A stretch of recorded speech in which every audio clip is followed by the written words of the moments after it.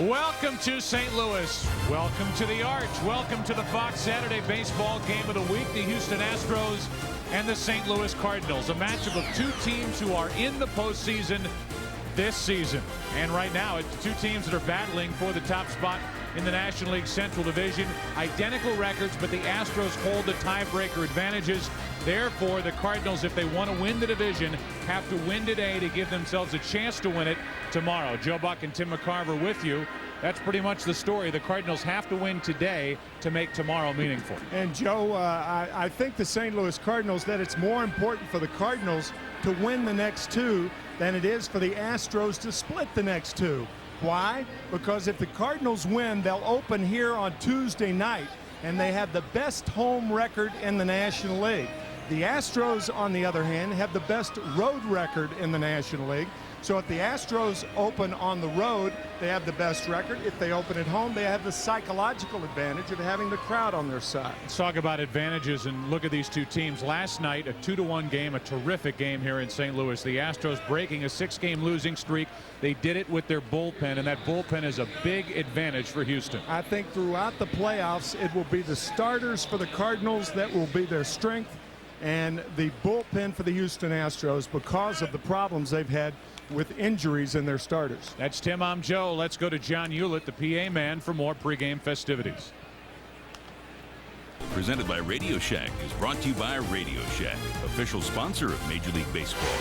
By Napa Auto Parts. Napa, we keep America running. By your friends at Exxon and Mobil, who remind you to use Speed Pass, today's way to pay. And by the United States Air Force. It is a breezy, cool, clear day. The relative humidity is 6. The Cardinals take the field, and we get ready for baseball on a beautiful Saturday in St. Louis. A matchup of two teams who are in the postseason tournament this year. We take a look at the Houston Astros lineup. Larry Dierker, no surprises today.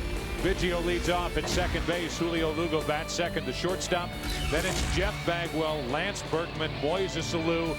That is the best trio in any lineup in the National League, RBI-wise. Then it's Hidalgo, who's had a disappointing year. Vinny Castilla, pickup from Tampa Bay. Brad Ausmus catching, and Ron Vallone makes another spot start in place of the injured Roy Oswalt.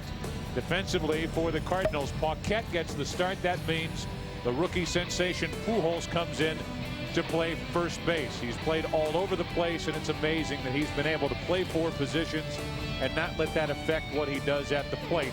He's putting together one of the best rookie seasons in the history of baseball. And here's Dustin Hermanson looking for a career-high 15th win here today. Joe, to reiterate what we said on the opener, if the Cardinals win the next 2 games, they open against Atlanta here on Tuesday night. If they don't, then they open in Arizona on Tuesday night, and a lot of that depends on what they get out of their starters. Today it's Dustin Hermanson.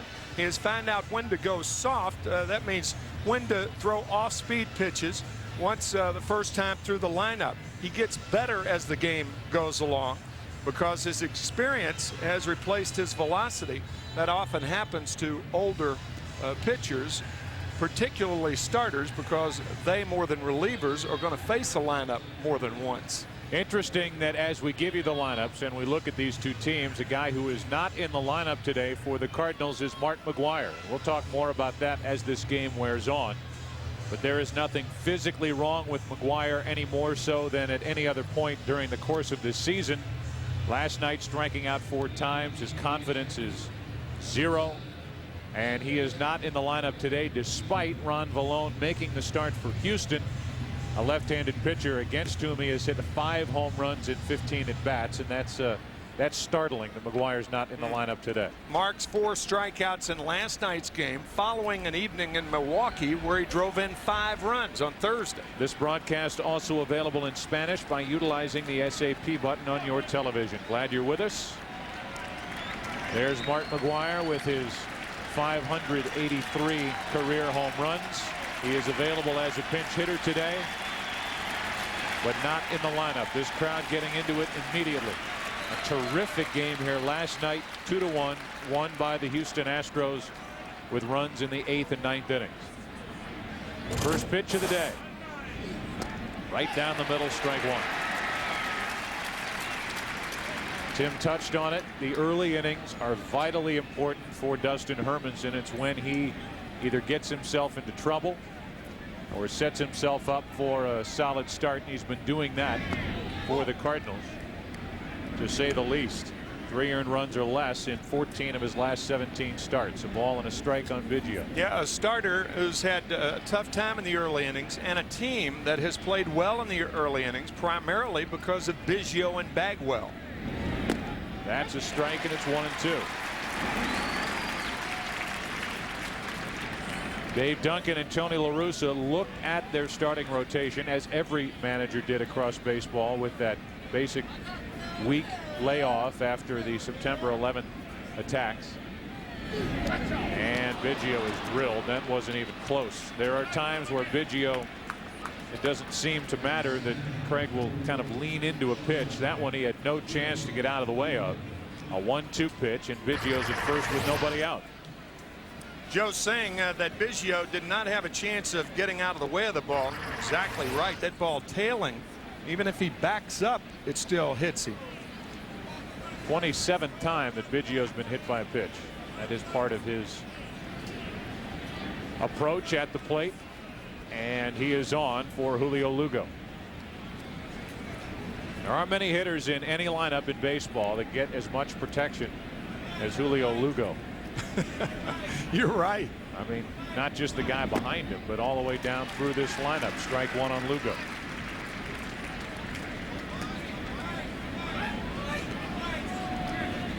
So the major league active leader is on again, hit by a pitch. A lot of bruises over that 14-year career.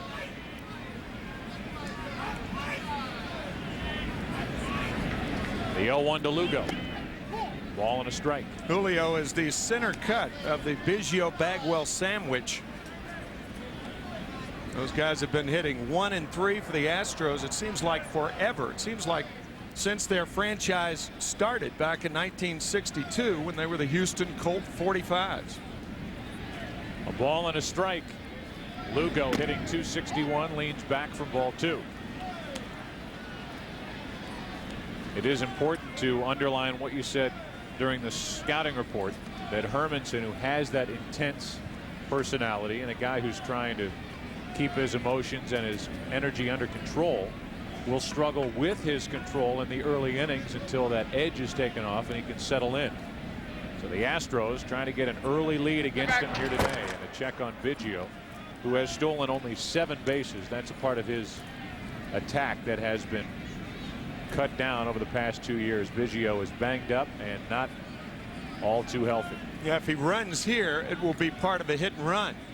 Ideal time to do it. He is going. Ground ball to third. They get one and can't get them both. So even with the runner going, Polanco goes to Vigna for the force out. It's a runner at first with 1 out, and Lugo will run the bases. I think the Cardinals caught a break here. I didn't think Vigna was on the bag when he received the ball. I thought he was up in the air. Nope. He had that left foot right there. Good hard slide by Biggio, and a fine play by Polanco going to second base. A lot of third basemen would just take the sure out at first base. Do you get just stunned still for a guy that saw as much Major League Baseball as you did as a player, that a human being can do what Vigna just did? And it happens throughout baseball all the time. Yeah, it's remarkable, the athletic, acrobatic talents of the middle infielders on plays like that. 1 on, 1 out. Bagwell shoots the gap in right center field. That ball is down. It's cut off by Drew, and they will hold Lugo at third. It's a double for Bagwell, and it's second and third, 1 out, as the Astros try to get a first inning lead. Short stroke, compact swing, awesome power the other way. Bagwell with double number 42 on the year, and also a fine play by J.D. Drew. Here it is right here. There is no shorter, more compact swing in baseball than that of Jeff Bagwell. So second and third, 1 out, and Lance Berkman. It was Berkman and the bullpen that won the game last night for the Astros, breaking a 6-game losing streak, getting them tied with the Cardinals at the top of the division. However, as we mentioned, the Astros hold the tiebreaker advantages, so the Cardinals have to win today and tomorrow to win the division. Second and third, one out. Ball one. Last night, Lance Berkman against Jeff Tabaka. An interesting selection by Tony La Russa to turn him around, bat him right-handed. Hit his second right-handed home run of the season in the 8th to tie it and put the Astros on top for good in the top of the 9th with a 2-out RBI double the opposite way to make it 2-1. 2-0, and you can see Hermanson being awfully careful with Berkman, even though we're only in the first inning. And even though Moises Alou is on deck. Show you how rare it was for Berkman to homer from the right side in last night's game. In 118 at bats, he has 2 home runs as a right-handed batter, 36 from the left side. Batting left-handed, he takes ball 3, 3-0.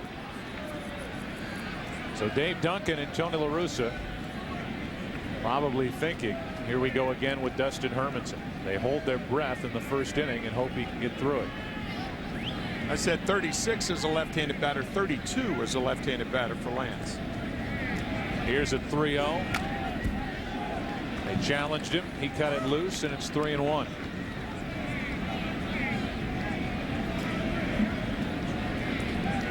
Larry Dierker, happy, I'm sure, to have that San Francisco Giants series behind him. Everyone across the country was picking apart his approach to pitching or pitching around Barry Bonds, who went deep twice last night. Has hit 72 this season, 566 in his career. Berkman. That's low for ball 4, and the bases are loaded with 1 out.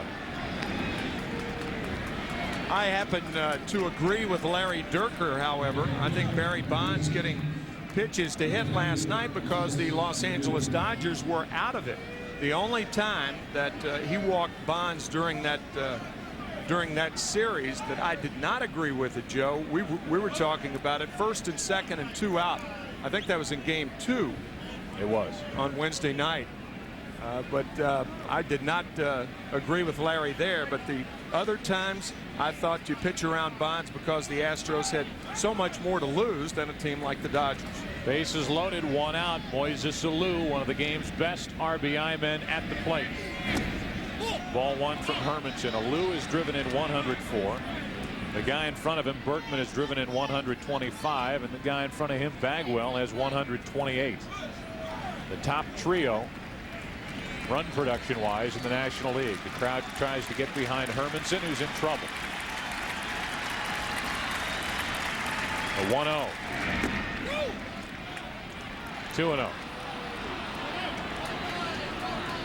And Matheny is going to go out and talk to Dustin Hermanson. Starting to say, Tim, that during that week layoff after the September 11th attacks, Tony La Russa, Dave Duncan tried to set up their rotation and did, so that Matt Morris, Woody Williams, and Darryl Kyle would face the Astros in the 2 series they had left with Houston.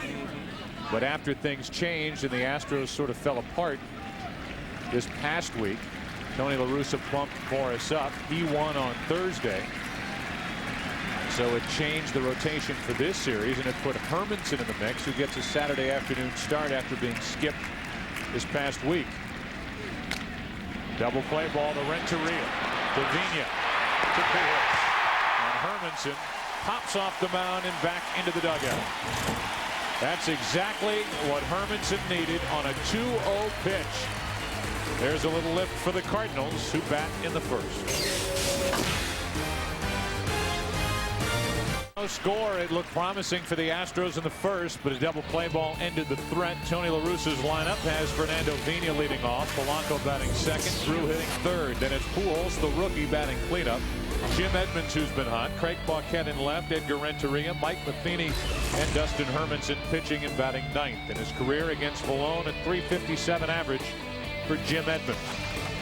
And we look defensively at Houston. They've committed 107 errors as a team. Brad Ausmus, one of the best defensive catchers in baseball. No surprises defensively for Houston. Hidalgo out in center, Alou in right, Berkman in left. And here is Ron Vallone, 6-9, started the season in Colorado, happy to be with Houston, and he fires a strike to Vina. Vina hitting .302 with 8 home runs and 54 RBIs.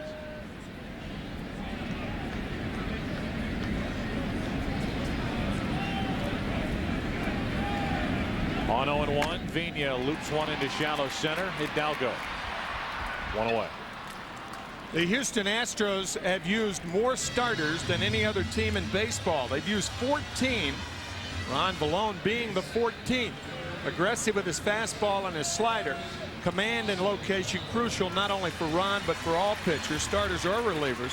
And as Joe was saying earlier, the best news for Ron Vallone, Mark McGwire is on the bench. And to state that one more time, McGwire has 15 at-bats against Vallone.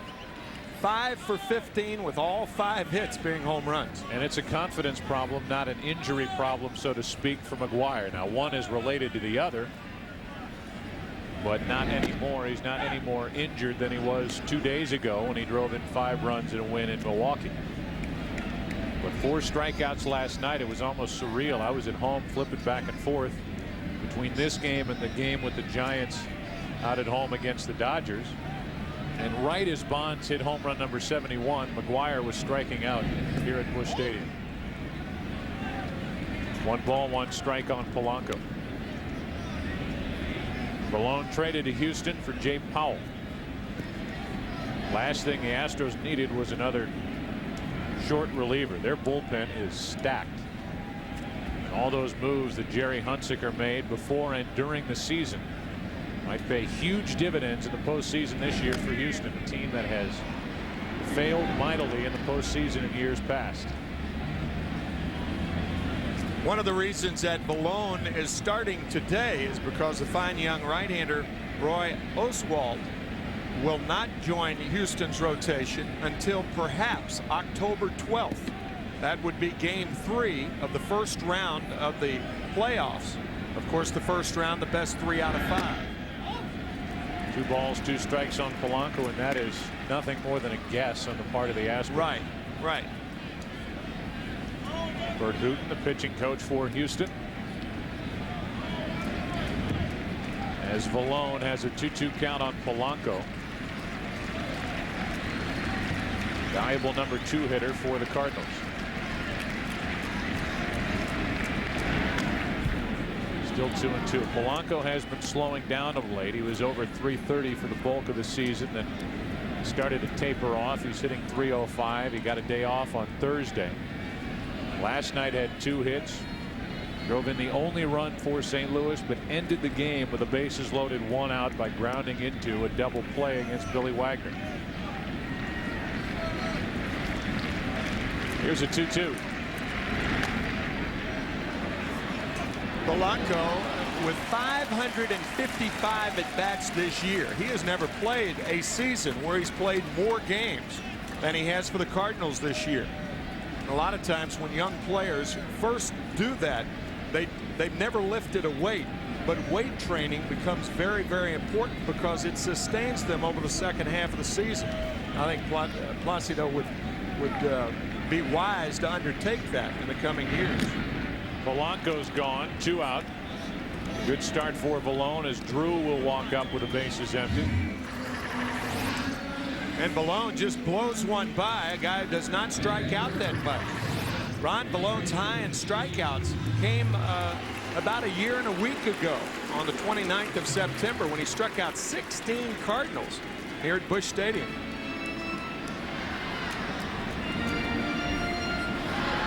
Here's J.D. Drew with 2 out, nobody on.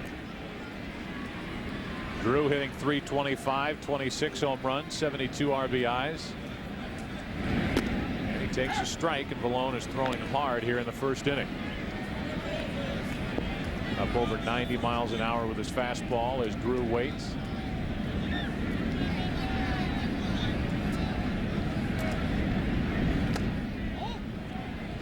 Similar pitch that injured him against David Wells right around All-Star break time. When he walked into a pitch, was hit on the hand, it broke a bone in his hand. Missed time. That's why his production numbers are impressive, but less than they would have been with a healthy season. 1-2 now on Drew. Here's a guy who hit .295 last year with 18 home runs, 57 RBIs, in 135 games. Today, Drew is playing in only his 108th game of the year. And his numbers are better. 2 balls, 2 strikes on Drew. Joe, when you said JD walked into that pitch by David Wells, it's an interesting term, and that's exactly what he did. Ballone's similar in that Balone does not have a ball that does that. It doesn't tail in. So every fastball, JD Drew can look away against Balone.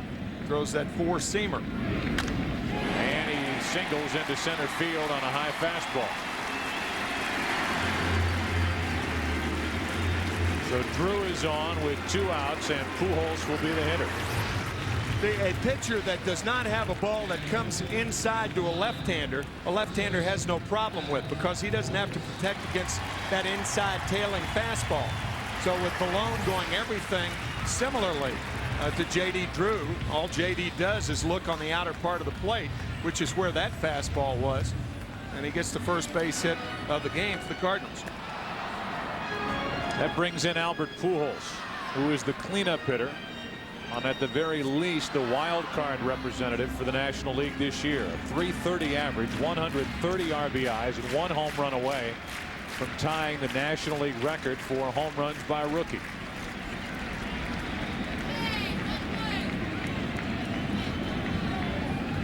One on, 2 out.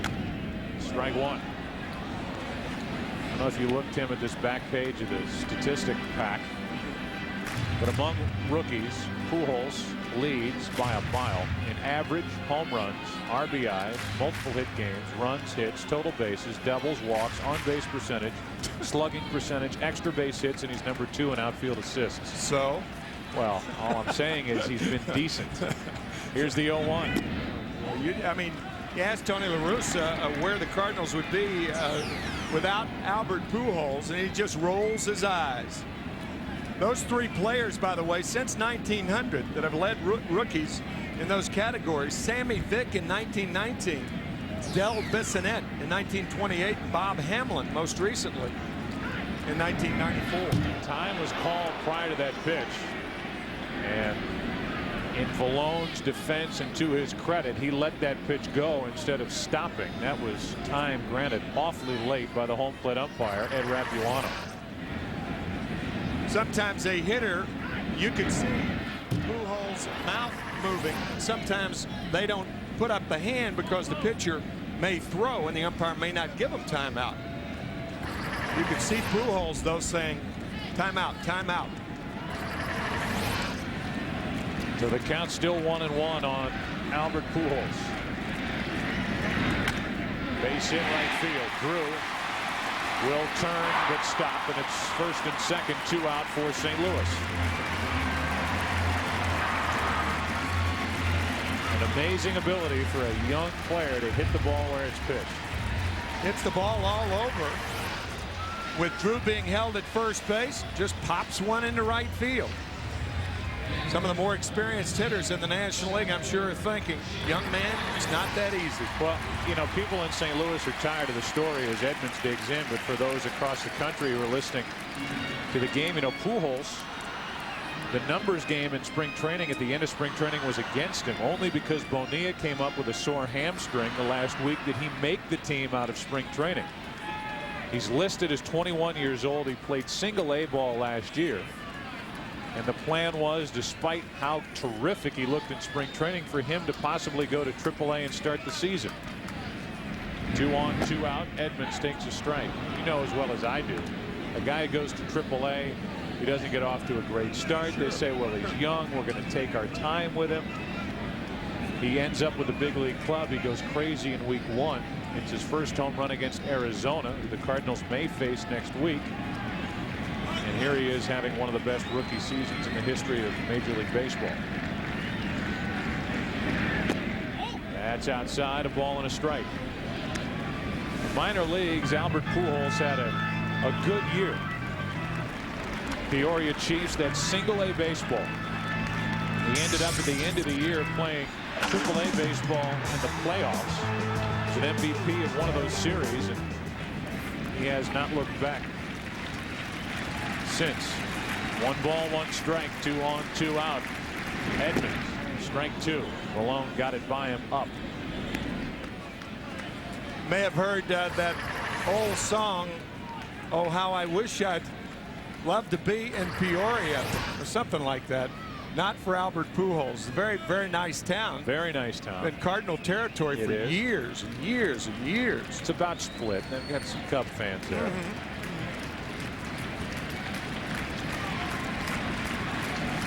1 ball, 2 strikes, 2 on, 2 out. No score in the first inning. That just missed as Malone started to walk away. It's 2-2.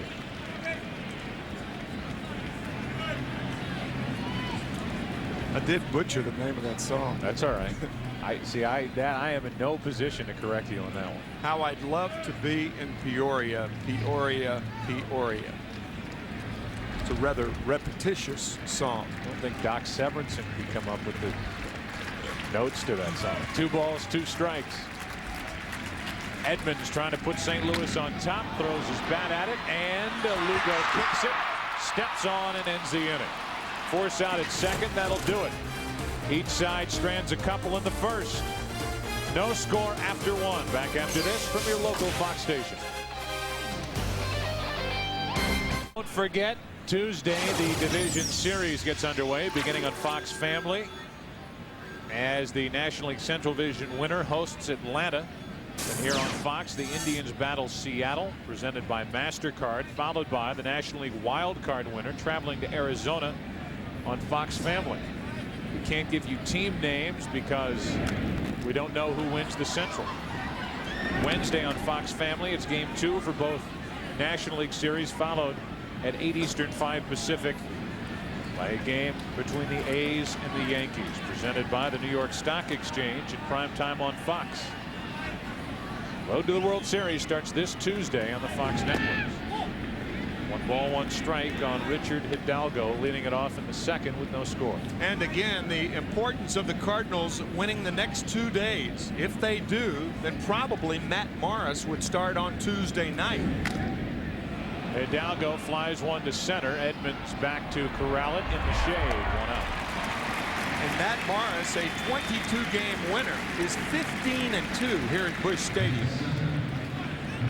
He did win his last time out on the road in Milwaukee. He's 7-6 on the road. But they would rather have him pitch here, and along those lines, if they don't win the division, if they lose today, the Cardinals will not start Darryl Kyle tomorrow, because tomorrow's game is meaningless for each side. The Astros win the division because they have the tiebreaker in their favor. But if they win today, they start Kyle tomorrow. They try to get the playoffs to start here in St. Louis. If they lose, Kyle doesn't pitch tomorrow, likely starts game 1 in Arizona on Tuesday, and he's followed possibly, the Cardinals aren't saying this for sure, by Woody Williams in game 2 in Arizona, holding Matt Morris for game 3 back here in St. Louis, where he's 15-2 this season. Very interesting scenario. Castilla grounds to Polanco. The Cardinals feel he's Gold Glove caliber over at third. 2 out. Vinny Castilla jammed by the Hermanson fastball running in on the hands of Vinny. And Polanco makes a rather routine play. When you think about it, Joe, the worst scenario for the Cardinals would be to win today, then lose tomorrow, because then you lose Darryl Kyle until perhaps game 3, which would be next Friday against the Diamondbacks. Then you'd have to start Matt Morris on the road. Here's Ausmus. He takes a pitch up and away. The other side for Houston, if they win today, then they can hold Reynolds back. Right. And tomorrow isn't important for them either, and they have one of their top remaining starters who isn't injured, ready to pitch game 1 or 2 on Tuesday. So you have got all sorts of permutations of pitching rotations getting ready for Tuesday's start of the playoffs. Ausmus, a 2-out hit, and that will at least get Vallone out of the way here in the second inning. Again, the St. Louis Cardinals with the best record at home in the National League. Only one team in the major leagues has a better home record than the Cardinals. That's the Seattle Mariners, who lead the majors in everything. Individually, collectively, everything. Including wins by a team in the American League during the season. They got their 115th last night, breaking the Yankee record set back in '98. 1 on, 2 out. Vallone is 1 for 20 at the plate and takes a strike. It is so lopsided that the Cardinals are actually 2 games under 500 playing on the road.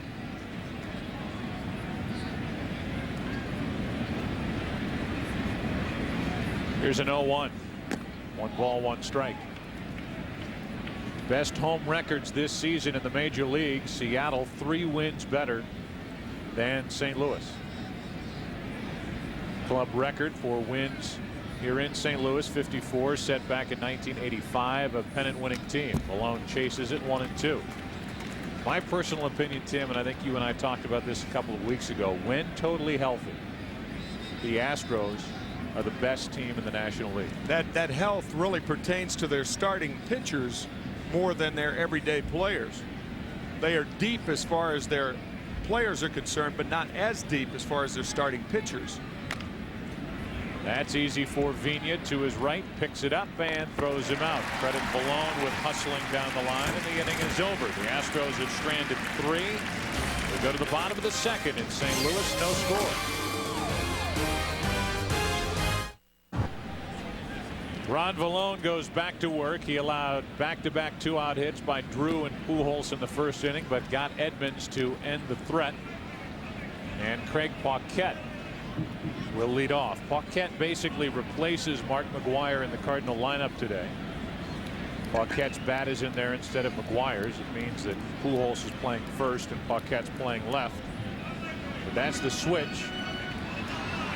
And again, surprising in that McGwire has had 5 home runs and 15 at bats in his career against Vallone, including 1 recently in Houston.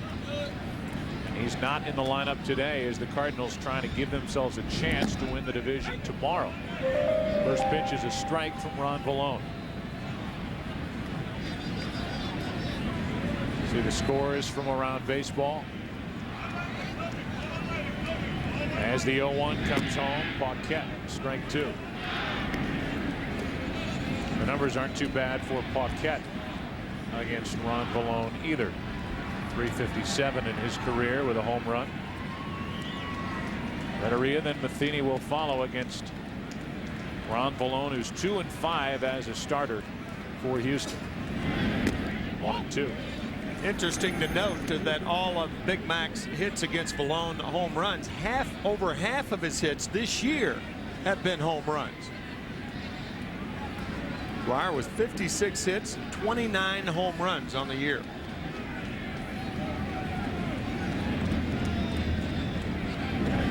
Paquette fouls it away. That's out of play. Just hard to imagine Barry Bonds with 72 home runs with 2 games to play. The last 2 games McGwire played in 1998, he had 4 home runs. So conceivably, I mean, Bonds may not be through. As Willie Mays, his godfather, said, he wants him to hit so many that nobody can catch him. He may have already done that. Think about it. He's got 8 more at bats at Pac Bell. A 1-2 to Paquette, 2-2. Best season ever, one of the best seasons ever, especially production-wise, with 72 home runs, slugging .860. Better than the major league record, .847 by Root. 177 walks, that's a record, and an on-base percentage of .514. But more than every other time up, he's been on base. Staggering.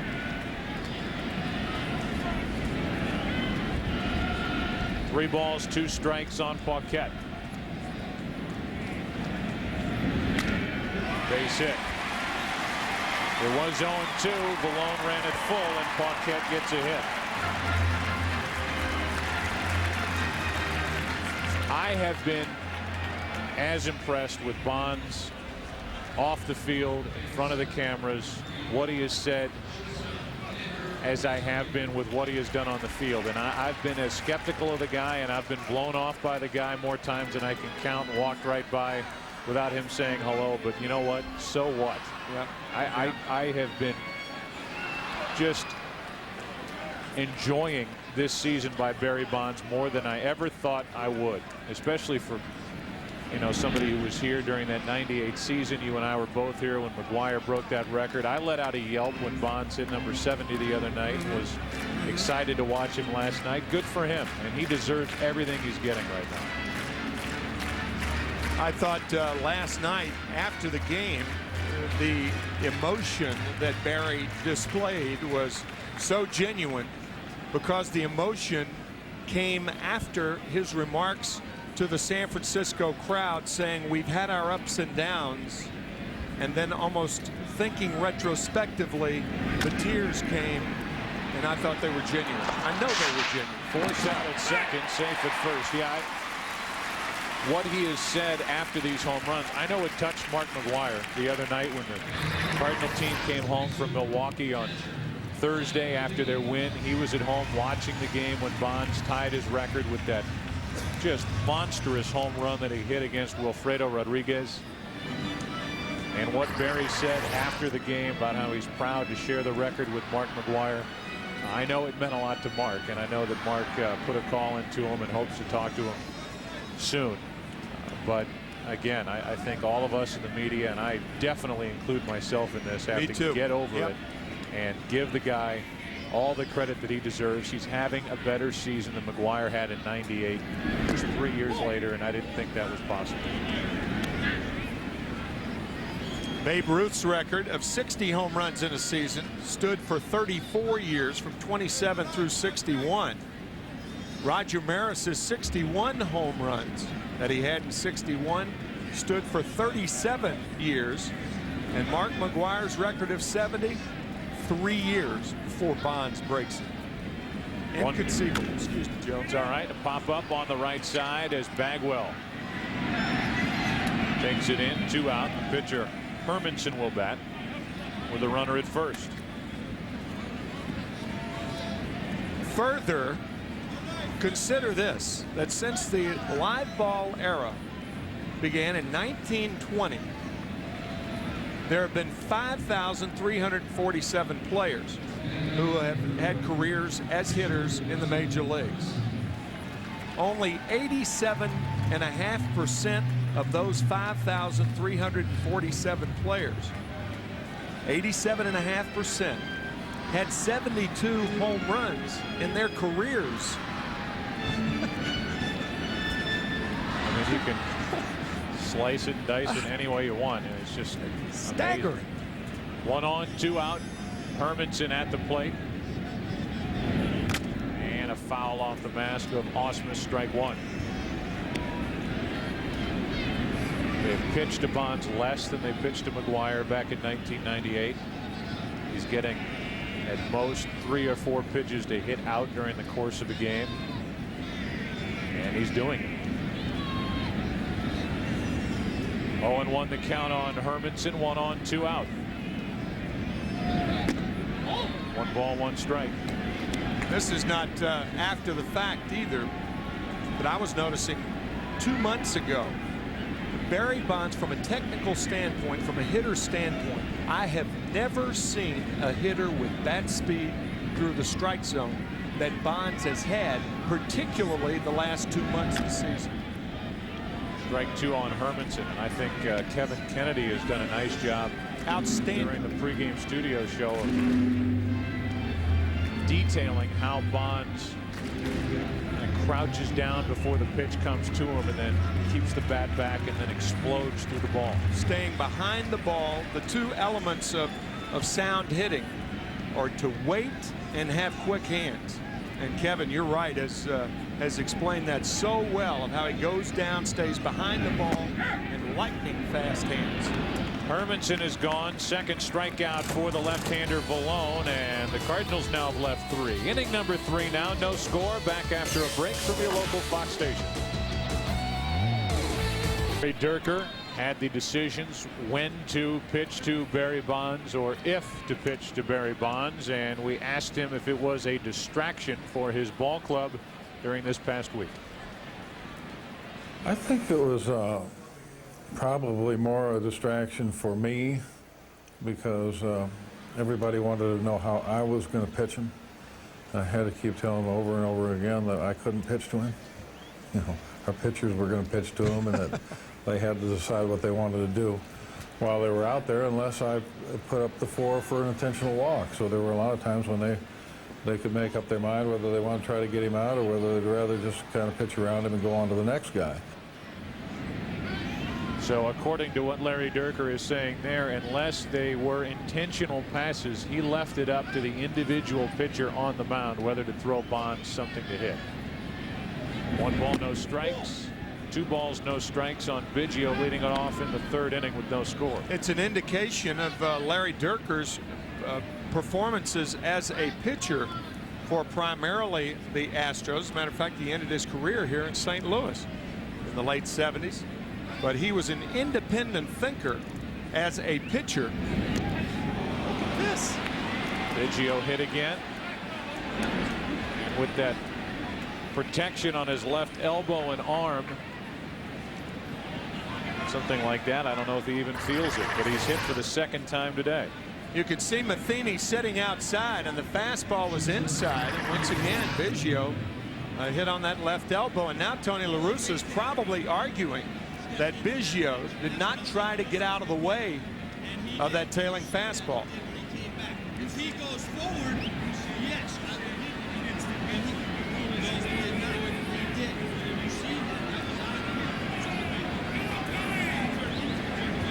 Well, you can hear those two discussing it. Rapuano saying if he goes forward, that's a different story, but I don't think Tony La Russa has much of an argument here.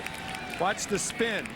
When you spin to try to get out of the way, that's a natural reaction. Normal speed. Thought they were going to start prohibiting that sort of stuff being worn to the plate. That was talked about this spring. Yeah, you're right. 1 on with nobody out. Lugo up there to bunt, and that's ball 1. I guess the most celebrated not trying to get out of the way of a fastball was Dick Dietz in 1968 when Don Drysdale was going for the 59 and the 3rd consecutive scoreless innings. Harry Wendelstedt was the home plate umpire. Just think that happened 33 years ago.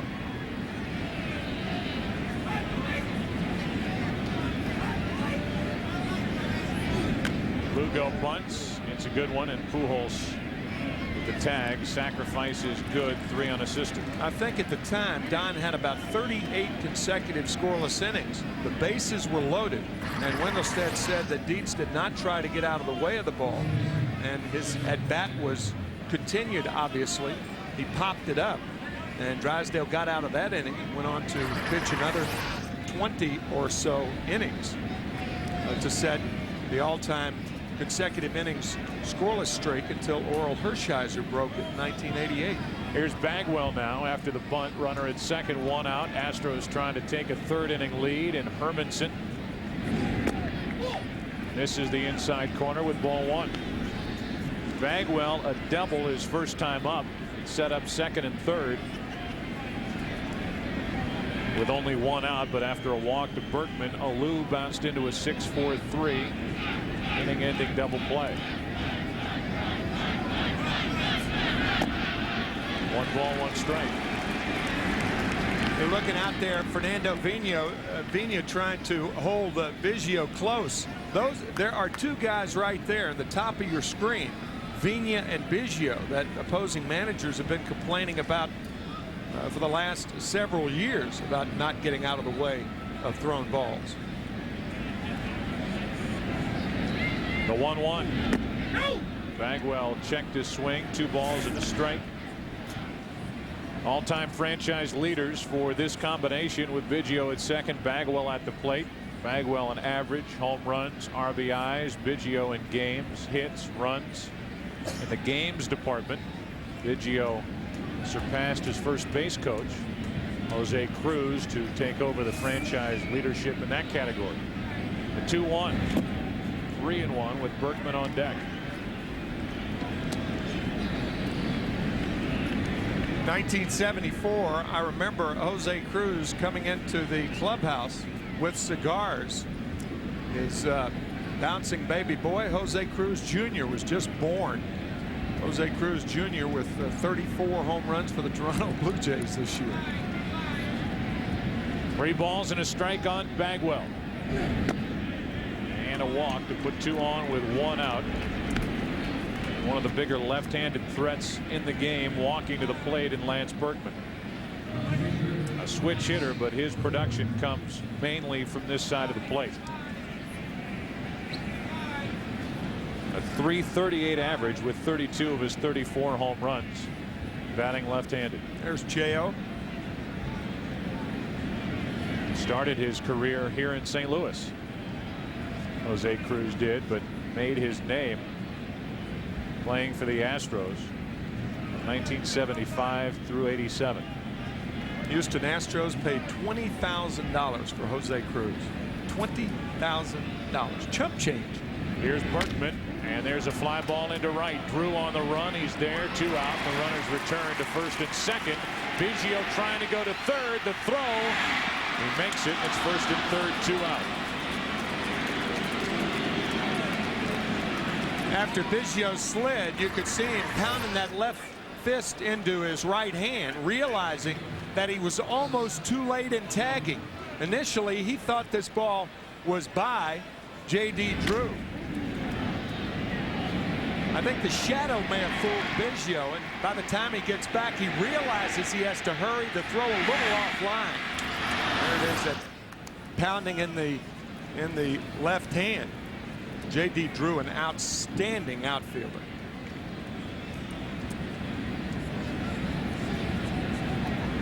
Mac Galante is the third base coach for Houston.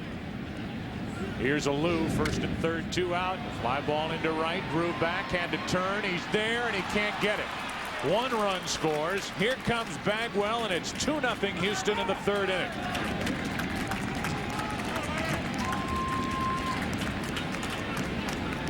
It's a 2-run double for Moises Alou, who missed a bases loaded chance back in the 1st inning. He did miss here, and the Astros are on top.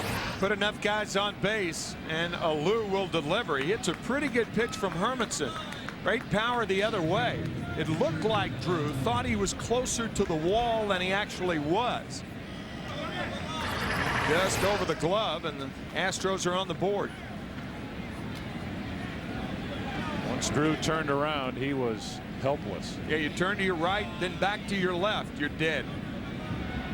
Now it's Hidalgo who could make it a 3 or a 4-run inning. Runner at second, 2 out, 2-0 Houston.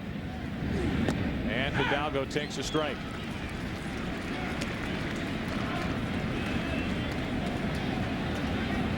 The numbers for Hidalgo: 18 home runs, 77 RBIs. After 44 home runs and 122 last year.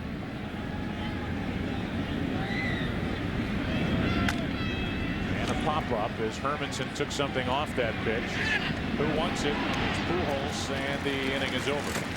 So a 2 spot put up by the Astros. 2 runs and only 1 hit. 1 left. They've left 4. We go to the bottom of the 3rd. Saturday Baseball, presented by Radio Shack, is brought to you by DirecTV, the #1 satellite entertainment provider.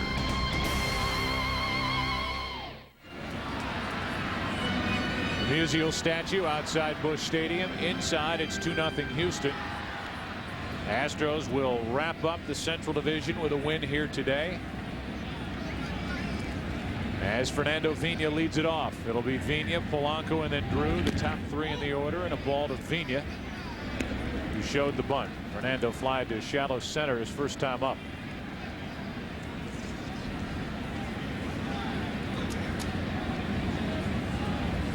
Last start for Ron Vallone was a 5-1 loss at home to St. Louis. Lasted 5 innings that night. There's a strike, 1-1.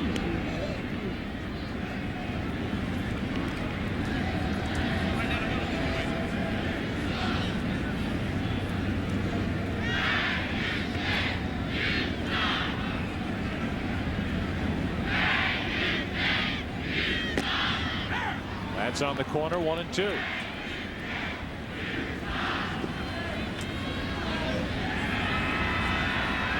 Polanco struck out back in the first. He will be next. You can go back to the morning of September 25th and see a change in the standings that has been startling to the Astros and their fans. 2-2 on Vina. September 25th, it was a 5.5 game lead for the Astros. Since then, they've gone 2-8, while the Cardinals have gone 7-2. And in the end, they both end up with 92 and 68 records. Here's a 2-2. Vina stays alive. Cardinals were 5.5 games behind Houston with 12 games to play.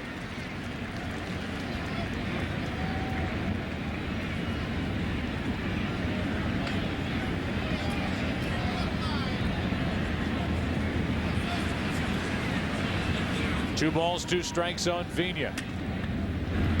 Now a full count. St. Louis, since August the 1st, has the National League's best record at 39 and 17. There were some in the St. Louis media and fans on the call-in shows trying to ride Tony La Russa out of town midway through this season as Vina draws a leadoff walk. This team has done an about-face. Drew's been a part of that. Drew was a part of the 2 runs put up by Houston in the top of this third. Now, we mentioned that J.D. had turned improperly. Watch him turn to his right and try to catch the ball over his left shoulder. An outstanding outfielder like that had to be fooled. In the versions of the cookie cutter stadiums, that usually happens in October baseball. Often happens in playoff games where that shadow, as you can see. Hit and run, base hit. Vina will go first to third. Tony La Russa has been doing that with his combination all year, and it's worked again. First and third, nobody out. And a big offensive play by the Cardinals. Tony La Russa sending Vina, and Polanco just plunks it into right field. It's almost as though Polanco knew who was covering. Tell you what, in that situation, with Vina on base and Polanco at the plate, to me, Biggio can't go cover. No. Because Polanco doesn't pull the ball. Well, you know, Joe, what George Kissel, again, one of the great baseball minds that I've ever been around, used to talk about is you don't vacate the position. When the runner runs, you come in and then over. Both positions, shortstop and second. Here's Drew, first and third, nobody out, and a broken back ground ball to first. Throw to second. The throw hits the runner, and the bases are loaded. Bagwell was distracted by Vina, who came down the line and stopped, and the bases are loaded with nobody out. Terrific base running play by Vina. Watch Bagwell look at third, and now by the time he throws to second base, Polanco running inside the line, which is what he's supposed to do. Watch Vina. He breaks toward home, distracts Bagwell. Jeff cannot set his feet to throw the ball to second base. The ball hits Polanco, and now the Astros are in a ton of trouble. With Albert Pujols at the plate, and this crowd is in it. E3, fielder's choice, bases loaded, nobody out. Pujols with 130 RBIs takes a strike.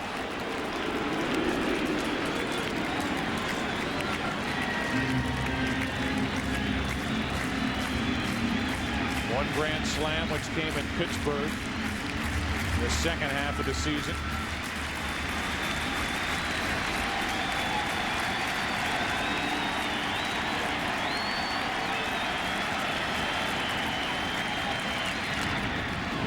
Two.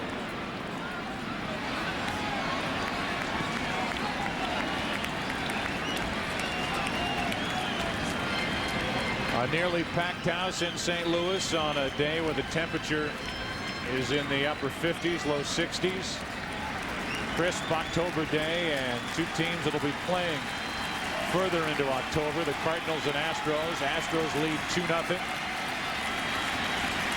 Pujols with the bases loaded, nobody out, but an 0-2 count. What a big strikeout for Valone. One away. Strikeout number 3, but that's by far the biggest. We talked earlier about that slider of Valone's. He has not thrown it too often today, a handful of times. That by far is most effective. Now it's Edmonds. He bounced into a 4-shot with 2 on, 2 out back in the first.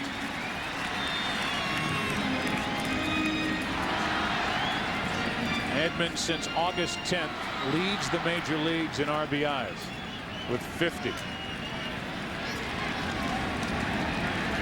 3 of them sitting out there for him now.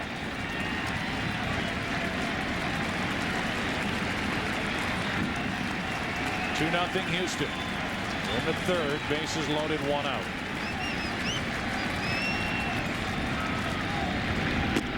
Ball 1. Remember when J.D. Drew was batting? We said that Ron Valone will not come inside to left-handers. Now he may inadvertently, he may make a mistake inside. The pitchers who throw like Ron to left-handed batters will keep the ball away consistently. Edmonds loves the ball up. 1 ball, 1 strike. That's a pitch that he'll jump on more times than not. 1-1. Great power to left center field. All Cardinal fans know. Ron Valone in a tight spot thanks to a walk, a hit and run single, an error. He came back with a strikeout. Now he's 1-1 on Edmonds. 2 balls and a strike.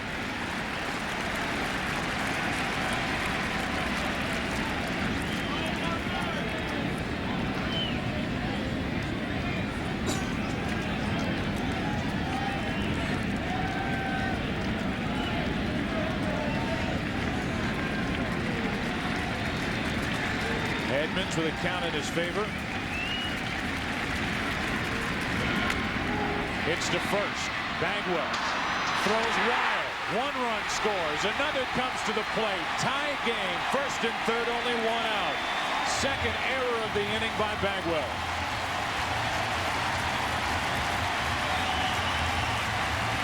Of all the odd things to happen to the Astros, the second error of the inning by Bagwell.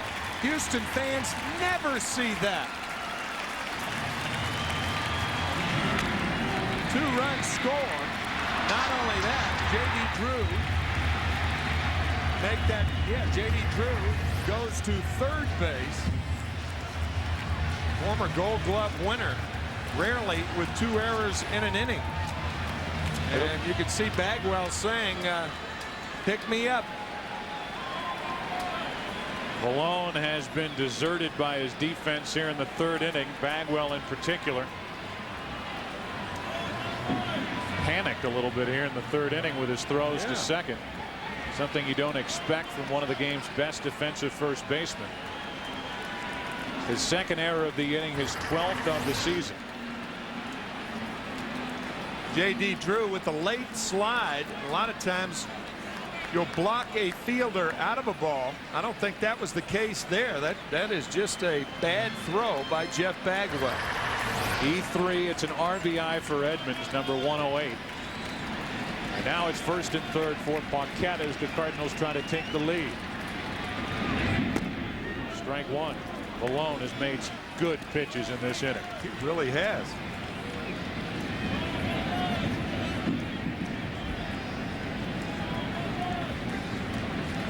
Runner at third, Drew. Runner at first, Edmonds.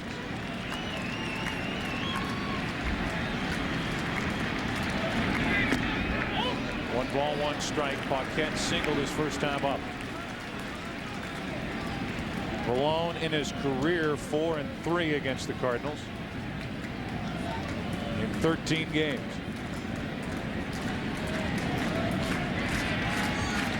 A tie game here in the 3rd. A chance for more for St. Louis. The 1-1 pitch. Paquette unloaded on a pitch that was up and out over the plate. The count's 1-2, and Craig is shaking his head after that. Yeah, Craig realizing he's not going to get too many pitches like that to hit in the course of a game. A fat fastball over the fat part of the plate, just fouled back.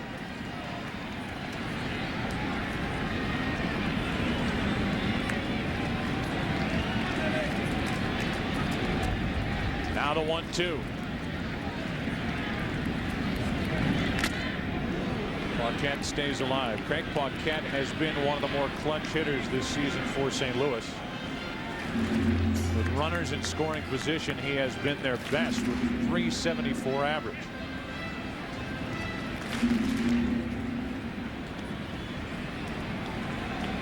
There's the situation in front of Paquette and behind Vallone. Drew with terrific speed at third. Edmonds the runner at first with 1 out.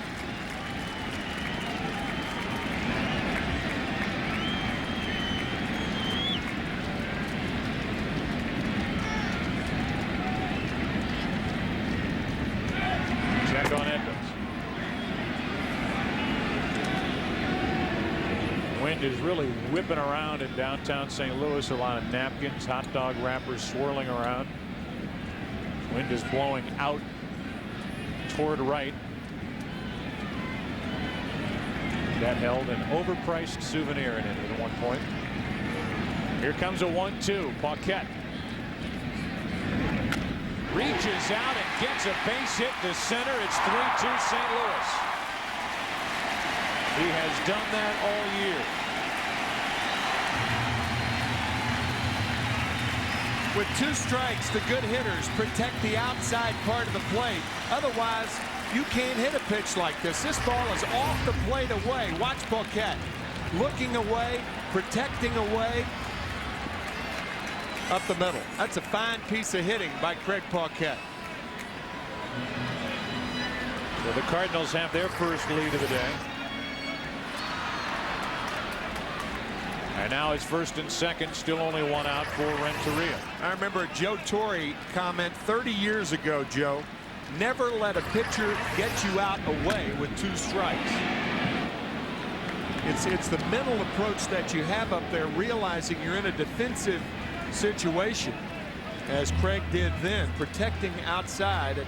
That's the only way you're going to hit a pitch that far off the plate. Edgar Renteria now, who has driven in 57 runs. Nelson Cruz, a right-hander, gets ready for the Astros in their bullpen.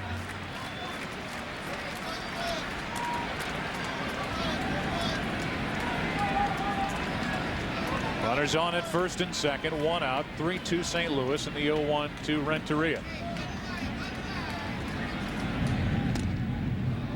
Strike 2.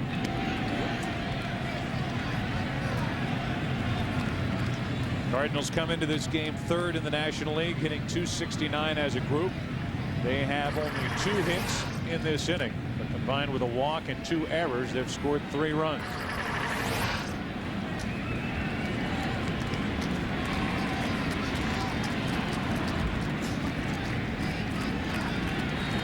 Here's an 0-2 to Renteria.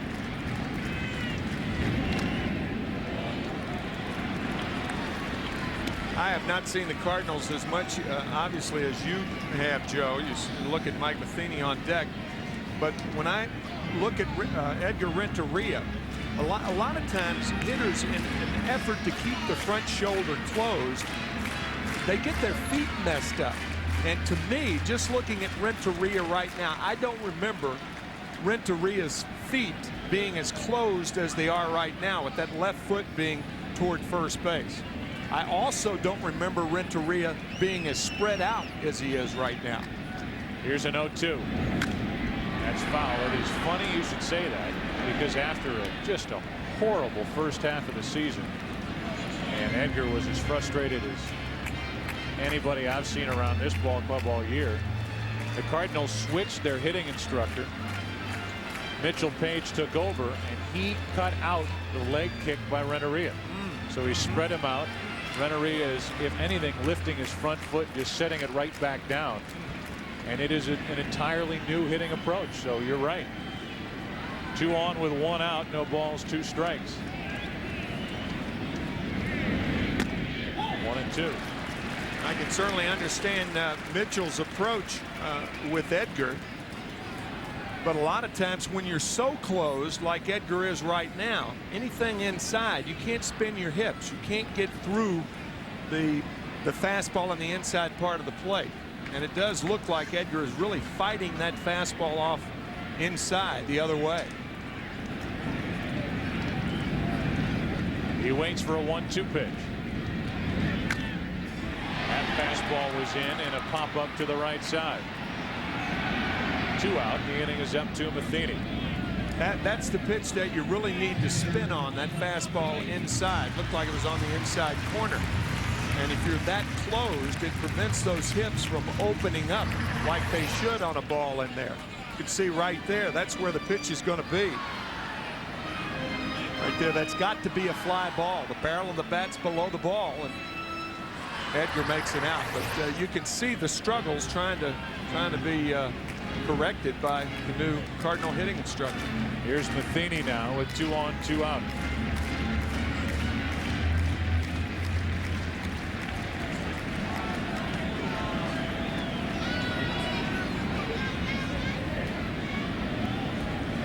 The 28th pitch of this inning coming from Valone, and Matheny takes a ball high. The St. Louis pitcher Dustin Hermanson will be next, either here in the 3rd or leading off the bottom of the 4th.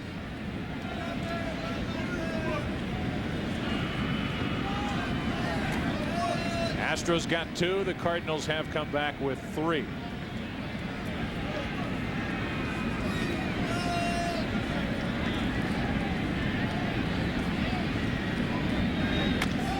That's foul. 1 ball, 1 strike.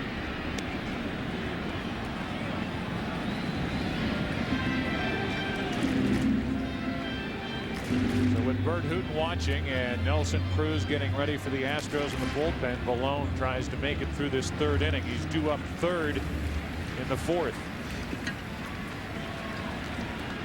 Expanded rosters, expanded bullpens. Would be shocked to see Larry Dierker lift Valone after this inning. Here's a 1-1 to Matheny, who has driven in 40 runs this season. That's out of play. Strike 2.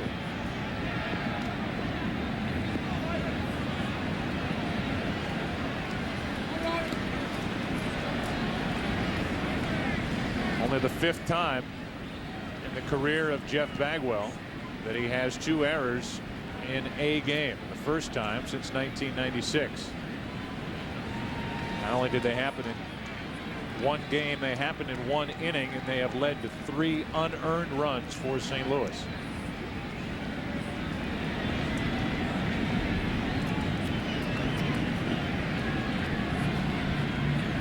Matheny set up at 1-2. Valone trying to fight through this 3rd inning, and Matheny pops it up. That should end it. To the right side, the wind grabs that and pushes it back on Moises Alou, but he recovered to make the play. Jeff Bagwell, a rough defensive inning. 2 errors, leading to 3 unearned runs in a 1-run St. Louis lead.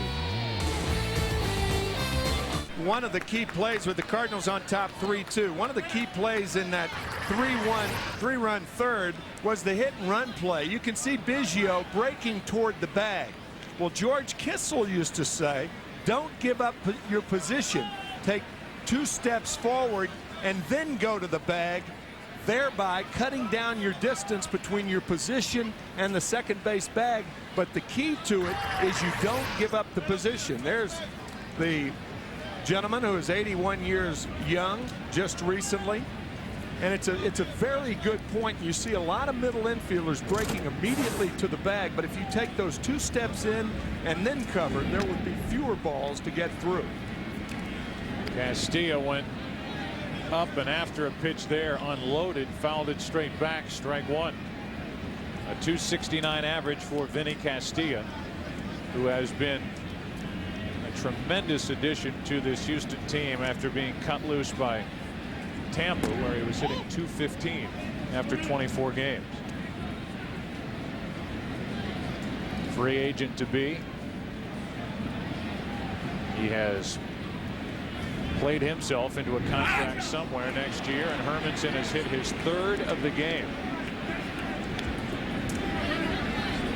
So the 3rd hit batsman, first time it hasn't been Biggio. The leadoff man is on for Houston here in the 4th inning.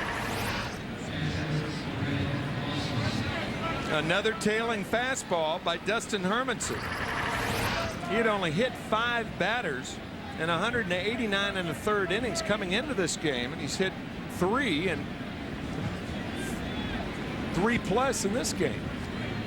So now it's Ausmus with a runner at first and nobody out. We'll see how the Astros play it. They've got the pitcher on deck, but they have Cruz ready in their bullpen if they want to pinch hit. Ausmus hitting .232.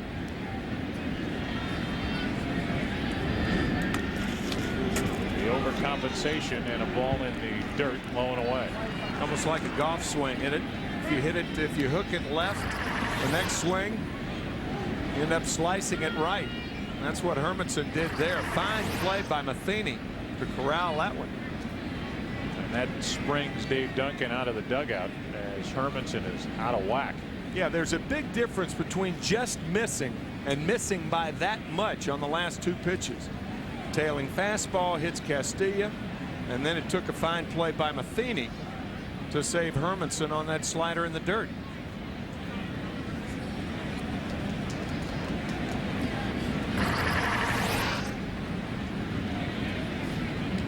Watch Matheny, who's like a cat back there. Even though that ball did slip through the trap door just a bit, Mike kept it close enough to prevent Castilla from advancing. So a runner at first, the tying run, nobody out, 1 ball, no strikes on Ausmus, with the pitcher spot due up next. And that's called a ball. It's 2-0.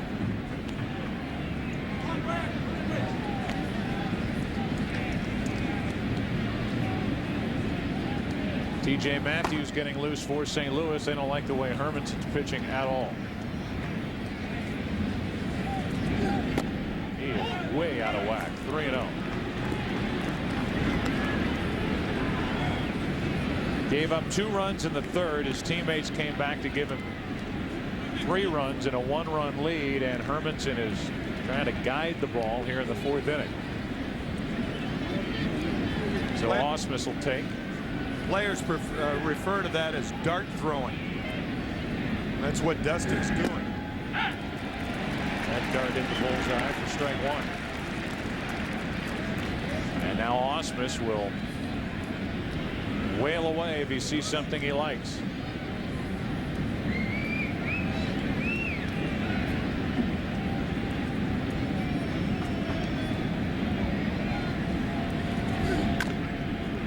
Now it's full. We talked about how well Hermanson has been pitching of late. Last 16 starts since the 3rd of July, an 8-6 record with an ERA of 3.15. The 8 wins. His teammates have backed him with 67 runs, and the 8 losses or no decisions, only 12 total runs. He has a 1-run lead here in the 4th inning. Runner on, nobody out. The 3-2 pitch. Runner stays put. Ausmus hits it into left. Paquette can't get to it. Cuts it off, makes a good play, and it's 1st and 3rd, nobody out. So Ausmus is 2 for 2.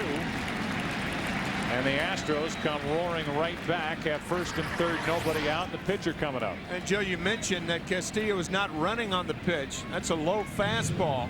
But watch Paquette. Once the ball takes the bounce, he makes a fine play to keep Castillo from scoring.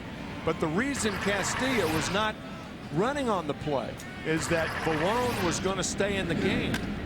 And you don't want a runner thrown out at second base. Strike him out, throw him out with the pitcher coming up, because he's going to bunt him over anyway. That's why Castillo wasn't running there. So Balone will be the hitter, and Hermanson will not be the pitcher.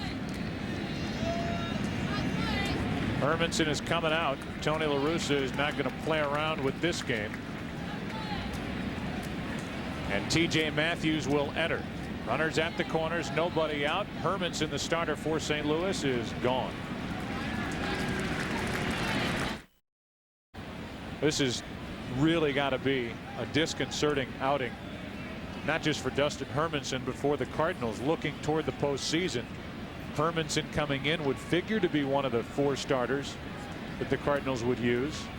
But this is almost like a playoff atmosphere, and Hermanson did not pitch well here today any way you look at it. Here's T.J. Matthews with runners at the corners, nobody out, and the Cardinals expecting the bunt. Ball 1.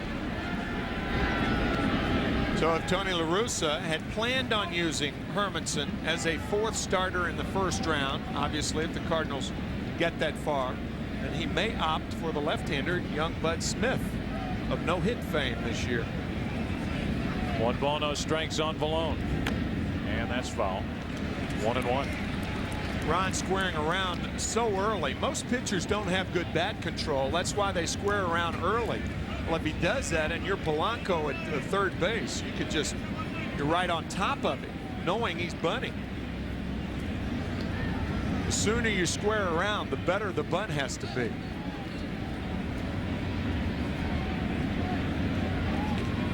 Here's a 1-1.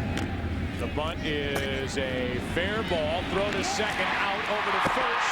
Safe, and it's 1st and 3rd with 1 out, and Vallone hustled down the line, comes up a big gimpy as he gets past the bag. Nearly a double play. Outstanding play by the cat-like Mike Matheny behind home plate. Watch him shed the mask. You can see Polanco retreating to third base because you got a runner down there. Castilla's the runner at third, but Vinny can't take any chances. Matheny thinking double play right here.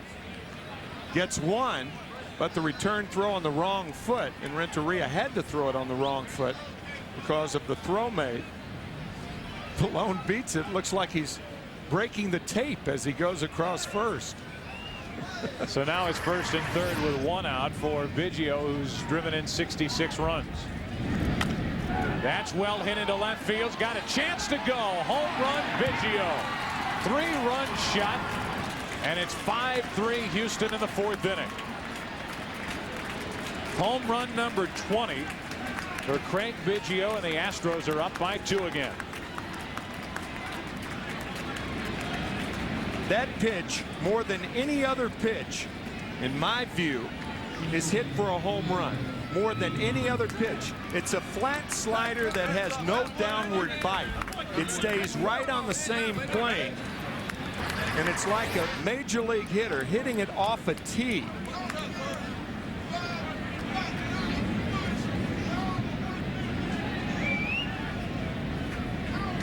So the bullpen was a problem for the Cardinals last night. The bullpen is a problem so far for the Cardinals today, and a breaking ball is in for a strike to Lugo.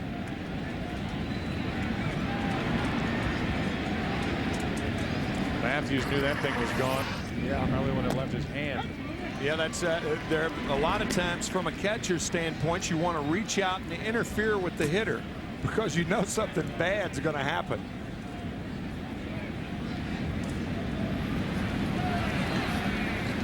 Four of the 5 runs are charged to the starter Hermanson as Lugo pops it up. Drew coming on to get it. 2 out. Joe, there's a very simple, easily understood formula and theory about the slider. When you throw the ball and your hand is on top of the slider, it goes down. The problem with that pitch, it's so easy to get up under the pitch, and all it does is spin, and that's what Matthews' slider did to Biggio. And didn't spin for long. Here's Bagwell now. He takes a fastball for a strike. Pitching like hitting is a very complex art in baseball, and sometimes very difficult to understand and to explain, but that slider is not tough to explain. The 0-1 from Matthews. Bagwell pops it foul, strike 2. There it is right there. You can see it's on the same plane, and he even hits the mitt of Mike Matheny. Matheny's target is right there.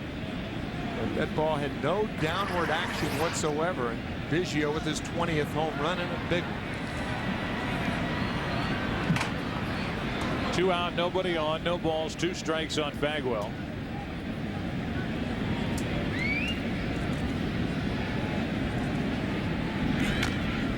That's the third and foul. Matthews, the pitcher, is due to lead off for St. Louis in the bottom of this 4th, so he probably won't last past this inning. Dustin Hermanson had a lead at the start of this inning and let it slip away. 3+ innings, 4 runs, 4 hits, 2 walks, no strikeouts, 2 hit batsmen. Ron Malone has his 2-run lead back. Bagwell pops it up right side, and Pujols gives it a look.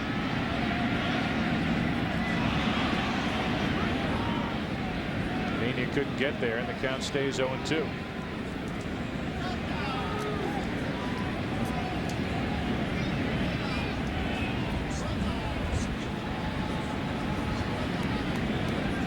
Well, Biggio could hit anywhere in this Houston lineup.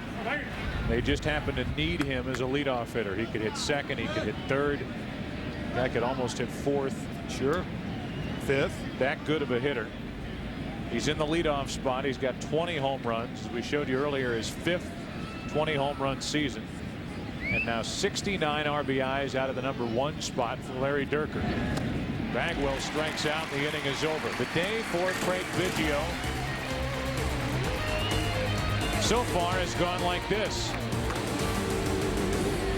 Hit by pitch. Hit by pitch.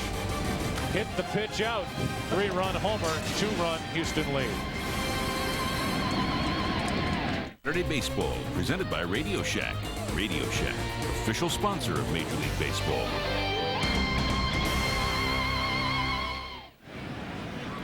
Miguel Cairo, a pinch hitter, leads it off, batting for T.J. Matthews. Came on to give up a 3-run home run to Biggio. Cairo first up, then Vina and Polanco. It's a 2-run Houston lead again. The 0-1 to Cairo. Ball and a strike. Miguel Cairo started this season with the Cubs. As Timlin gets loose for the Cardinals in their bullpen. Cairo left the Cubs when they were in first place. He came to the Cardinals, and the Cardinals started their charge up to the top of the division. 1 ball, 2 strikes as Cairo questions that strike call by Ed Rapuano.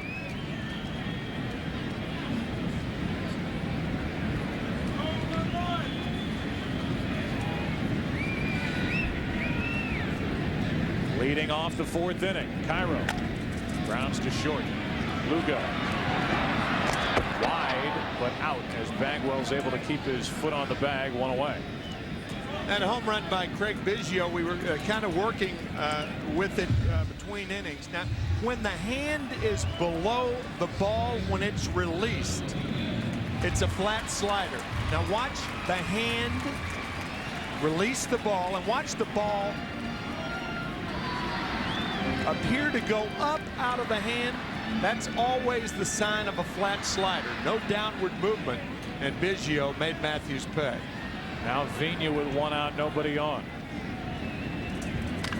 Hits one into deep right field.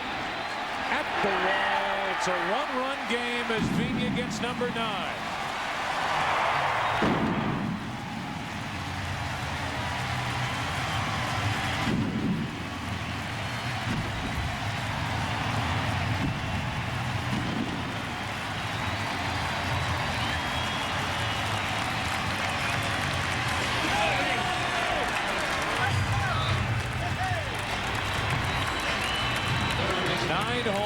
For Fernando Vina, and he's made it a 5-4 Houston lead. Looked like a fastball. Remember, Malone does not have that fastball that tails in. Vina knows that and crushes his 9th home run of the year. Now Polanco tries to bunt his way on and fouls it for strike 1. Vina, his previous career high was 7 home runs with Milwaukee in '98. He gets number 9 here with 1 out in the 4th inning, and it's 5-4 Houston. Sylvania says, I see what you do over there. Biggio leading off for Houston. I can do the same thing. Although Biggio's got 20, Vina's got 9, and it's 5-4. 0-1 the count on Polanco with 1 out, nobody on, and Drew on deck. Up the middle, tying run is on.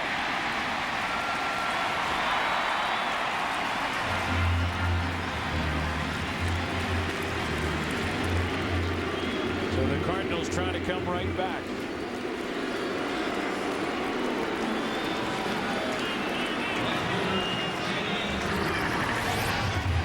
One more time, the high fastball to Vina. Usually, a home run, a solo home run, does not start a multi-run rally. Usually, a walk is more conducive to a multi-run rally than a solo homer.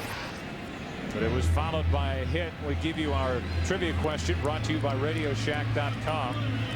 Albert Pujols this season is likely to become the second rookie in Major League history with a batting average of .320 or higher and 35 or more home runs. Who was the first? One other rookie is at .320, 35 or more home runs. Who was the first? Our RadioShack.com trivia question. Here's Drew.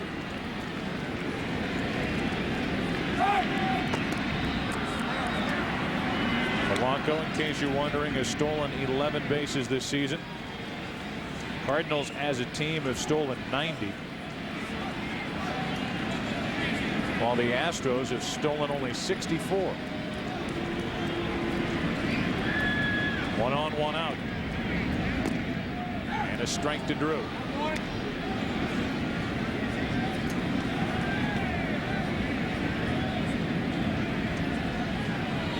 We're only in the 4th inning, and it's 5-4 as Cruz gets loose again.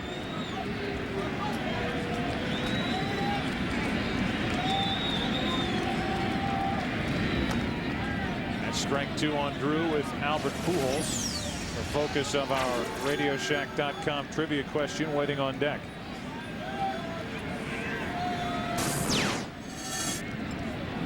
Are you packed up? Are you ready for a long October? Oh, yeah.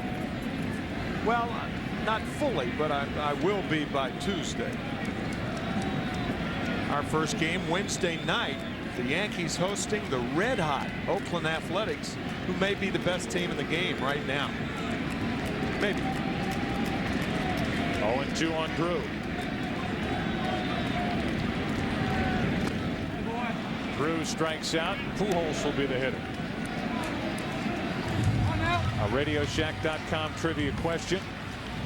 Albert Pujols this season likely to become the second rookie in Major League history with a batting average of .320 or higher, 35 or more home runs. Who was the first? Hal Trosky, 1934, with Cleveland. Log on to RadioShack.com and play baseball trivia. Enter to win a trip to the 2002 All-Star Game in Milwaukee. Radio Shack, official sponsor of Major League Baseball. Pujols with 37 home runs.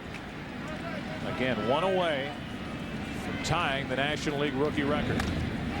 Into center field, hit deep. Back is Hidalgo, and a leaping catch to end the inning. That saved a run.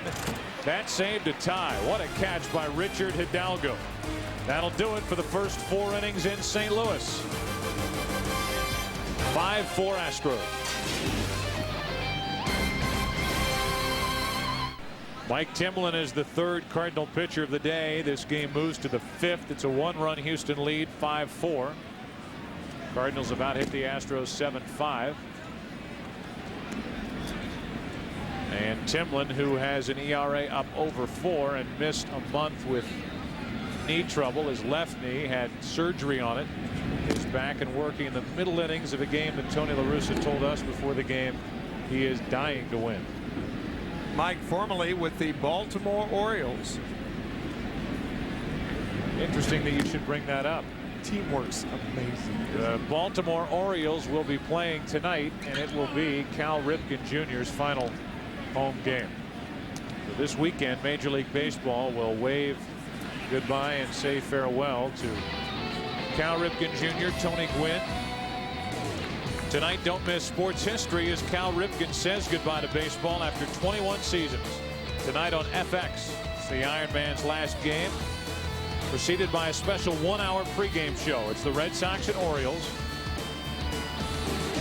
A final farewell to a living legend. Coverage begins at 6 Eastern, 3 Pacific, only on FX. That's tonight. Here is Berkman leading it off, and he takes a ball low. Lance is lined to right and walked. So 0 for 1, hitting .331. First full year in the big leagues. Takes a strike. It's 1-1. Mentioned Tony Gwynn. Tony Gwynn thinks Lance Berkman has a chance to be, and Tony's too modest to say it in these terms, but he thinks Lance Berkman is a hitter who could hit 400 some year. Hitter most like Tony Gwynn. And speaking of Tony, who has 8 batting titles, a 15-time All-Star, he will have a chance to coach on a field named after him. Tony Gwynn Field at San Diego State. He will be their baseball coach after this season. Meanwhile, Cal Ripken Jr. is putting together a Little League complex in Aberdeen, Michigan, Maryland, rather. As that strike 3 call to the inside corner, and Berkman strikes out looking for the first out in the 5th. Good tailing fastball by Timlin. You don't see Lance Berkman taking that pitch too often.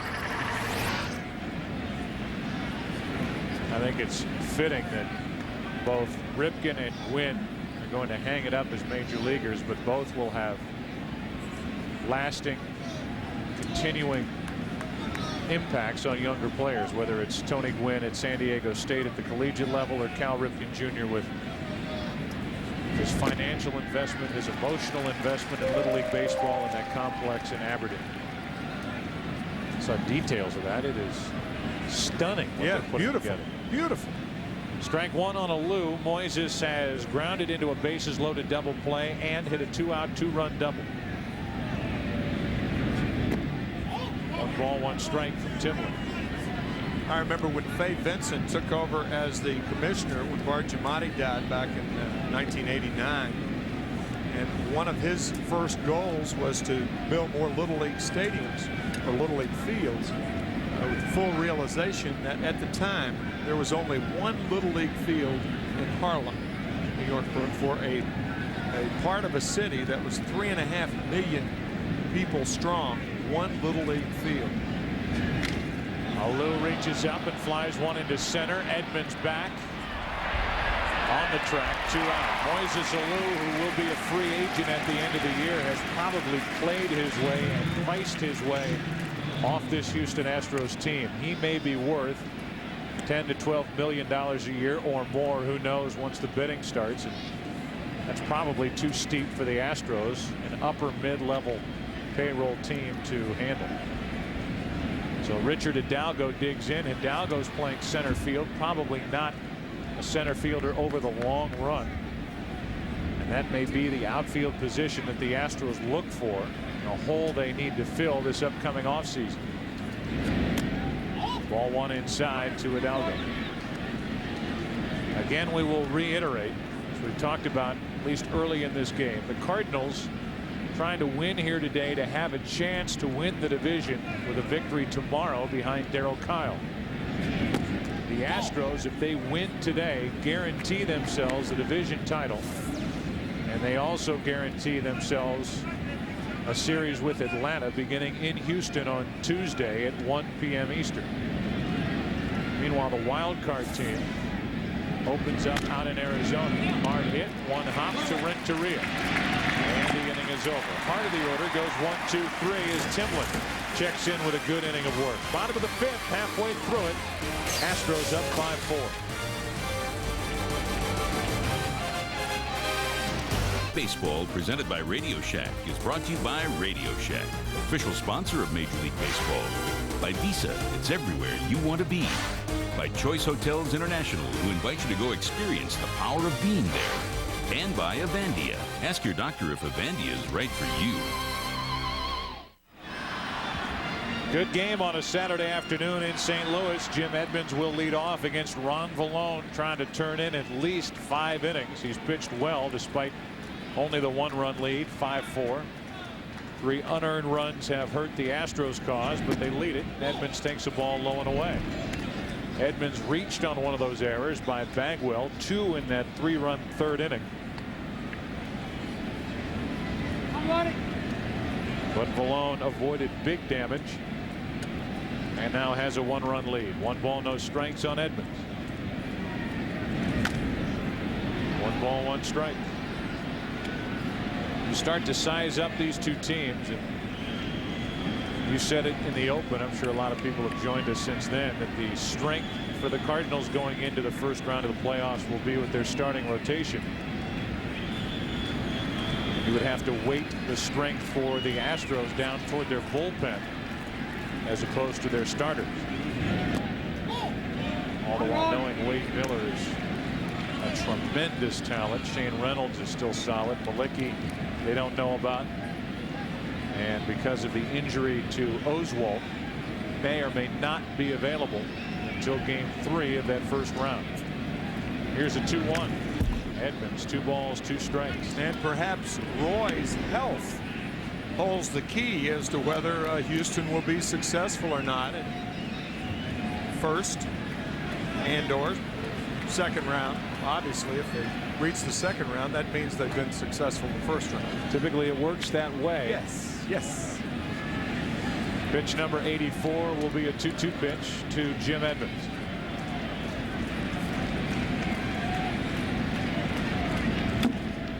Threw the bat at it and fouled it.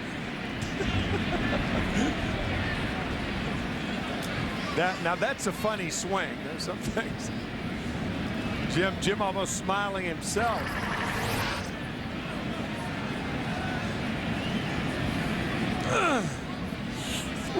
There is a lot of grunting for Edmonds, who's been bothered by that right shoulder. And he has had some awkward swings from time to time this season. Most of them occurred from May 18th through August 9th when he hit only .215.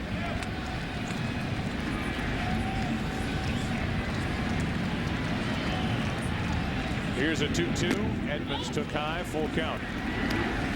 That just shows you how well he has played down the stretch. It's a long time. May 18th through August 9th, the guy to hit .215 and have his average at 300 at the start of the day. 3 balls, 2 strikes. 5th inning, 5-4 Houston. And a leadoff walk, and Edmonds almost took it off the chin. I believe I heard Ron Vallone from way up here saying, "Look out." With good reason. That was close.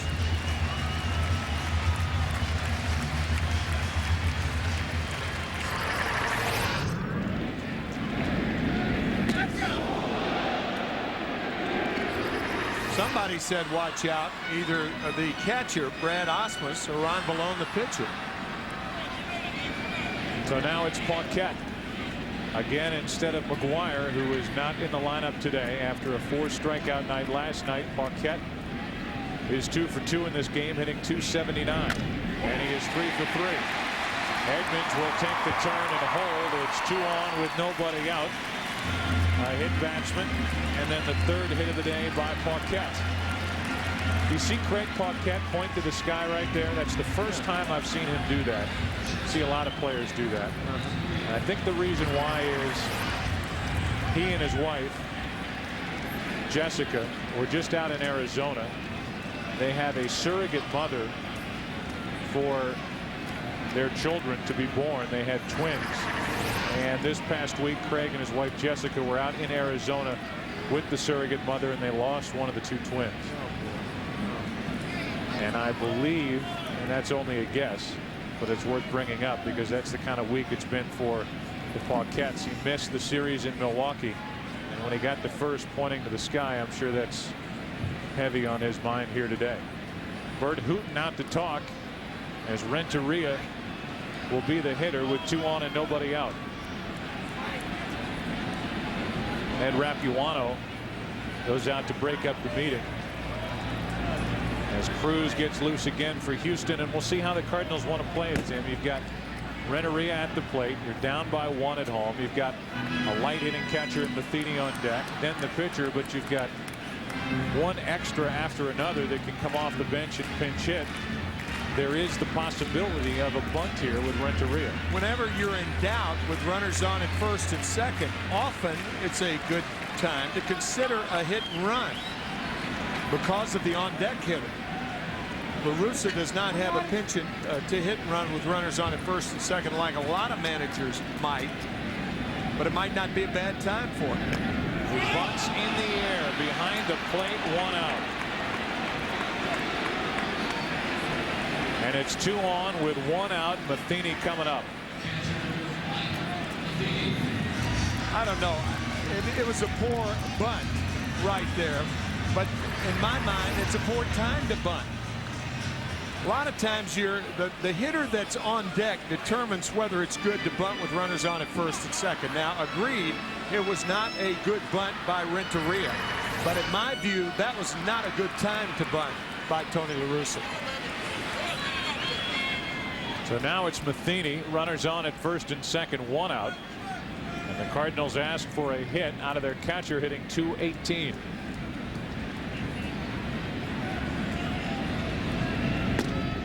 Ball 1.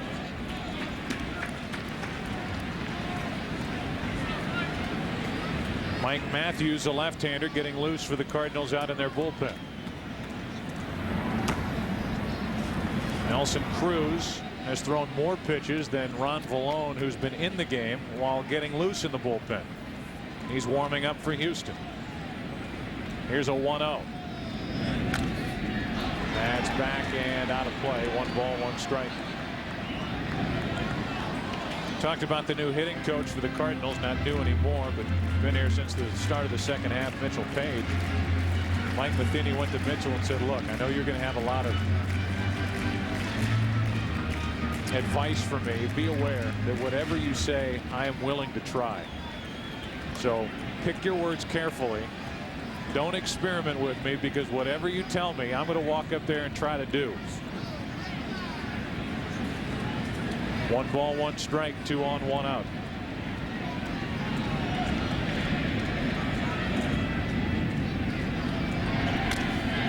That's into left center field. Back is Berkman, won't get it. That ball will roll all the way to the wall and put the Cardinals on top. A 2-run double by Matheny, and the Cardinals are up 6-5.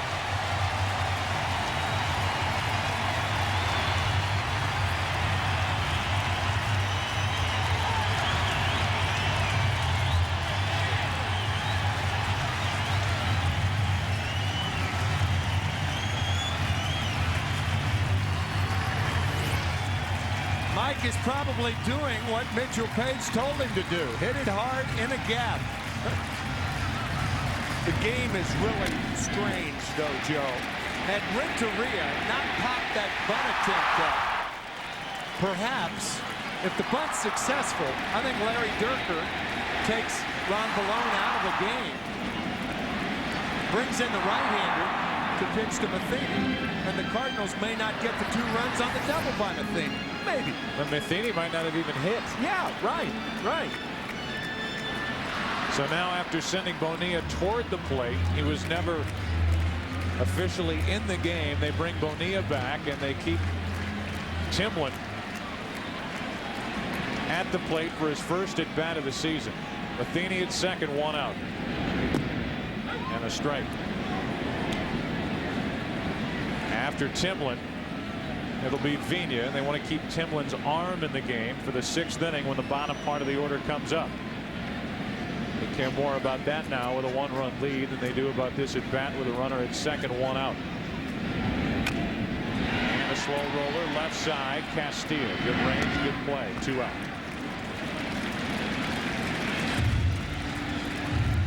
I could see headlines in the Post-Dispatch here in St. Louis tomorrow. Botched up sacrifice leads to win. Oh yeah, sure. It brings in Vigna, who homered his last time up and has scored 2 of the Cardinals' 6 runs on the day.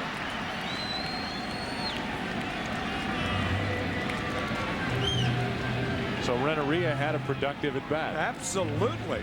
Smart play by popping that bunt up to the catcher in foul territory. He's always been a very heady player. He has. Yes. Vigna trying to tack one on. You think about Mike Matheny, who comes up with one of the bigger hits for the Cardinals to this point in the game, and really you have to look at the entire season at this point. Think of where Matheny was in October last year after that terrible mishap.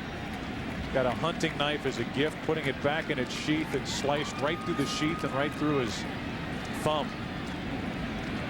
And he missed the postseason. Vigna slaps it foul, strike 2. Now he's back. He's a part of this. And this Cardinal pitching staff would do anything for Mike Matheny. Much the same for Houston, and their pitching staff would do it for Ausmus.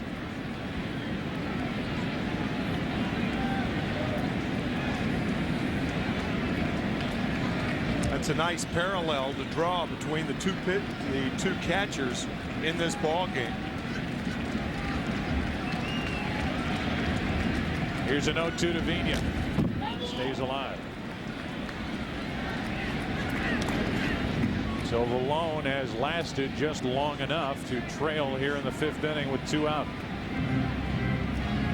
To his credit, 3 unearned runs on the board for St. Louis.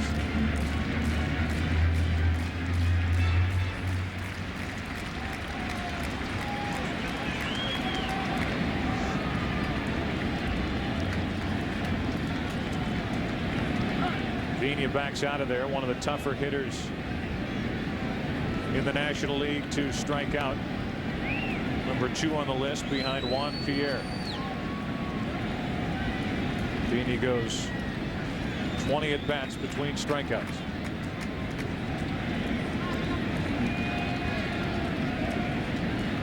Oh, 2 pitch. Down the left field line. That's fair. Extra bases. Matheny will score. Into second is Vigna, and the Cardinals have a 7-5 5th inning lead.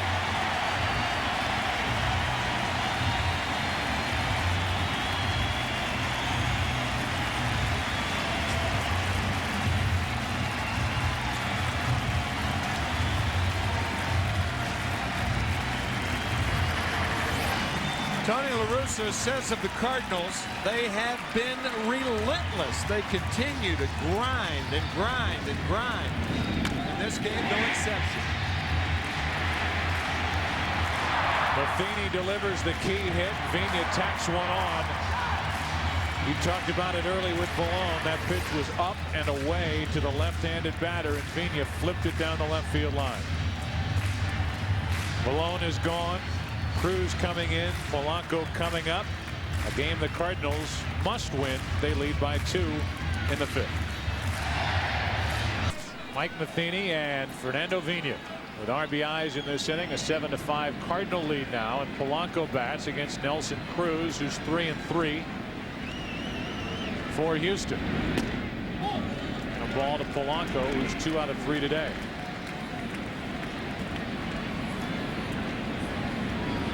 Numbers for Cruz, an ERA of 4.17, 2 saves, 66th appearance for him. Polanco has the 38 RBIs. Vigna at second with 2 out.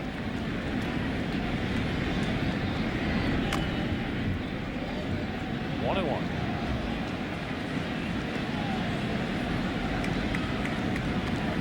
So Valone, the spot start. Did not get through 5, and we mentioned 2-5, an ERA of 6.84 as a starter this season.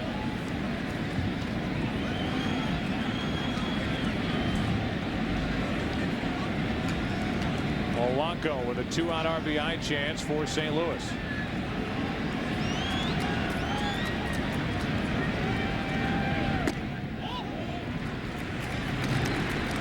Two and 1. All the Astros have to do is win one of these 2 remaining games, either today or tomorrow, and they win the Central Division and host Atlanta on Tuesday. If they lose both, however, they start in Arizona on Tuesday evening. The 2-1. Polanco pops it up. Into right. Alou is there, and that dropped. A run will score, and Polanco into second. It's 8-5. The most routine of plays, and Alou dropped it in the shadows out in right. We have seen two things that never occurred to the Astros in this game. Two errors by Jeff Bagwell in the same inning. And then Moises Alou. We talked about J.D. Drew turning on a ball weirdly, but I think Alou just lackadaisical that ball. Little one-hand deal. It hit the heel of the glove in an embarrassing moment for the Astro right fielder. Now that brings Drew to the plate. Runner at second, 2 out, and a strike over the inside corner. So that's 4 unearned runs.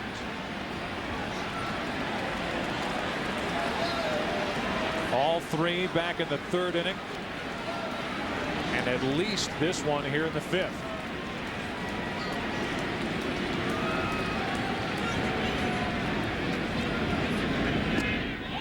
One ball, 1 strike on Drew. The numbers for Vallone are completed. 8 runs, 4 earned runs.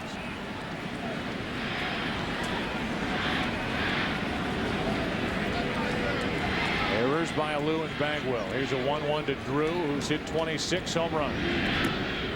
Way out in front, 1 and 2. You can imagine the Atlanta Braves who play this evening. They play Florida this evening, probably watching our game today and not knowing yet whether they come to St. Louis or go to Houston. They may not know until tomorrow. Here's a 1-2. 2 balls, 2 strikes. Of course, Joe, that applies to Houston also. I mean, Houston, they don't know whether they're going to return home to Enron Field on Tuesday to open against Atlanta, or as you said earlier, go to Arizona, play out there. Don't know how to pack for a trip like that.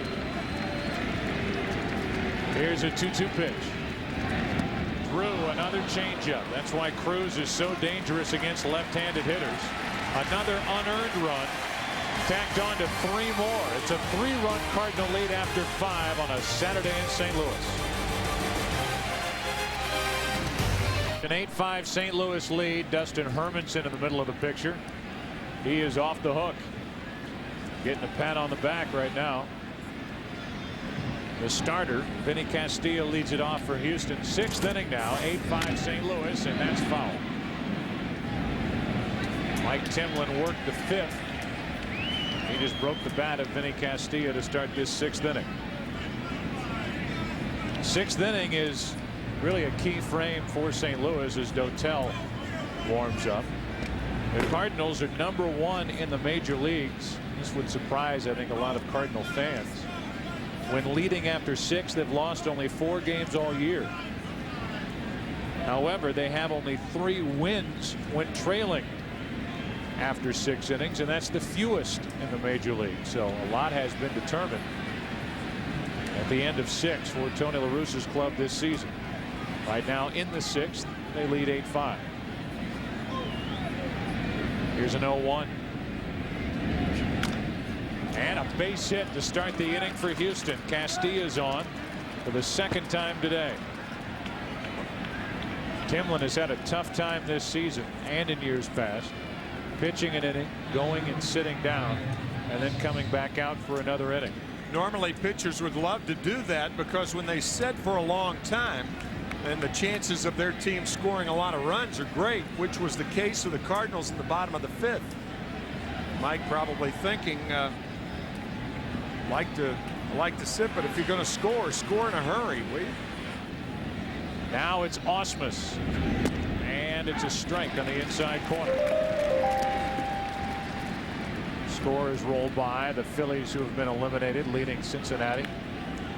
The playoff picture, while we don't know where teams are playing, we do know which teams are playing. So that was cleared up last night with an 11-10 Dodger win at San Francisco, despite Home runs number 71 and 72 from Barry Bonds.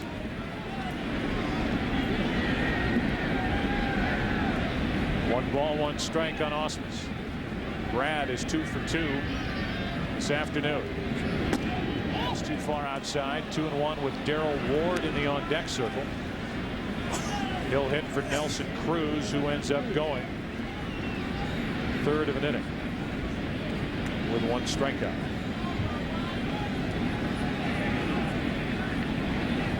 Here comes a 2-1 pitch to Ausmus. 2.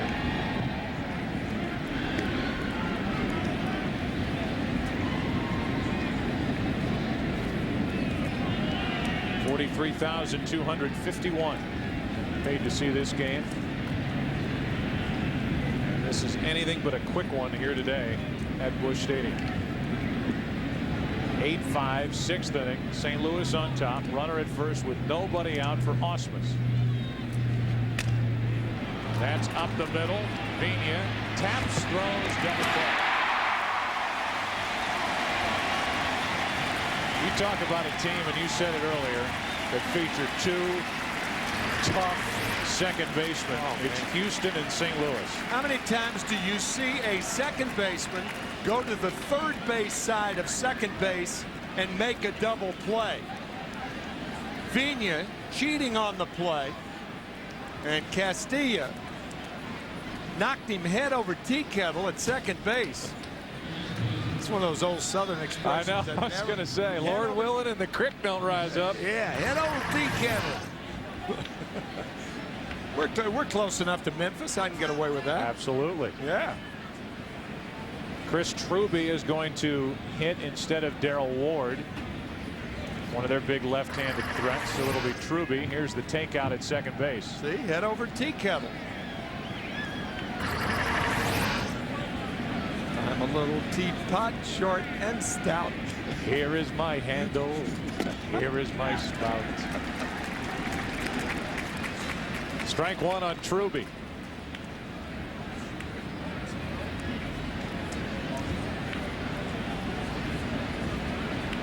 Chris Truby with 8 home runs, a .209 average. He started the season as the everyday third baseman. That's a foul ball. That's a foul ball. Strike 2 on Truby, I believe.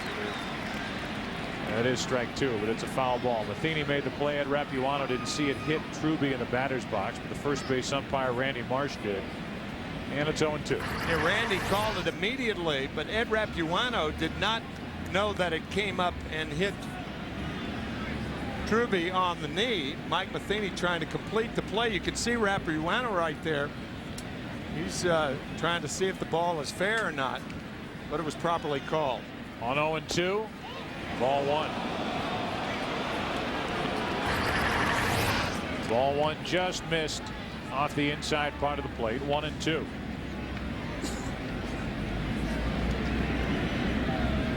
Two out, bases empty, and a 2-2 count with Biggio waiting on deck. A long day for the St. Louis bullpen after the starter Hermanson got into the 4th but did not retire anybody. That's a broken bat pop up. Timlin will give way to Polanco. The inning is over. Why don't they let the pitcher catch a few of them? Tim, they got a glove. Use it. It's brought to you by your friends at Exxon and Mobil, who remind you to use Speed Pass, today's way to pay.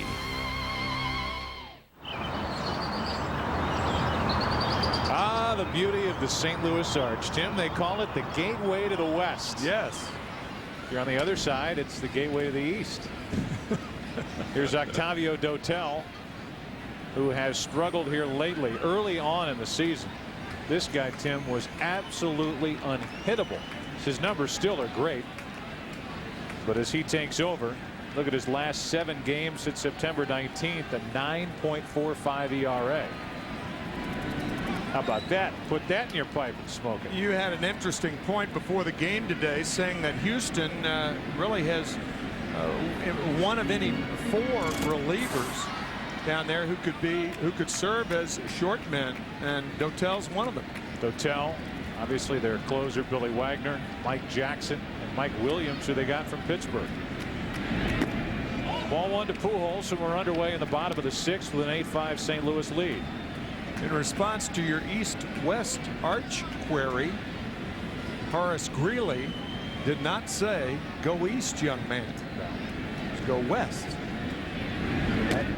That's why. Yeah, that is why the arch is the gateway to the west. It was Bob Brenly who, I don't know, 3 years or so ago said it was always his dream that one day the state of Illinois would fund a giant croquet player and put him on the other side of the river with a mallet and a ball pointed toward the arch here in St. Louis. That's up the middle, and the shortstop, great play by Julio Lugo, who has committed 22 errors this season, showed a lot of range there and made a tough play look easy. That was a terrific play because the ball stayed down on Lugo. Nicely done. Well, of course, in the movie Fargo, we all found out that there was that big Paul Bunyan statue outside Brainerd, South Dakota. I think it was Brainerd. Yeah, I believe it was Brainerd, South Dakota. Brainerd, Minnesota. Or there's Brainerd, Minnesota. Yes. Well, what's the town? Well, it was Brainerd, Minnesota then. Yeah. There you go. Across the Red River. Yep. Ball 1 down and in to Jim Edmonds. Yeah, you betcha. Yeah.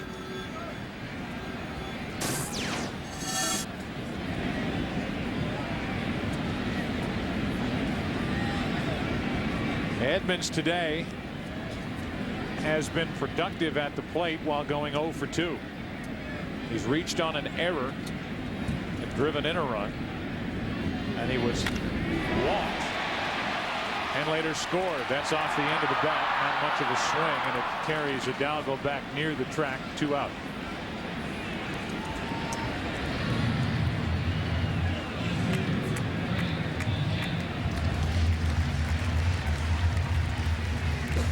With 2 out, nobody on, Craig Paquette, the only Cardinal with 3 hits in their lineup, and again the replacement for Mark McGwire in their lineup today, digs in.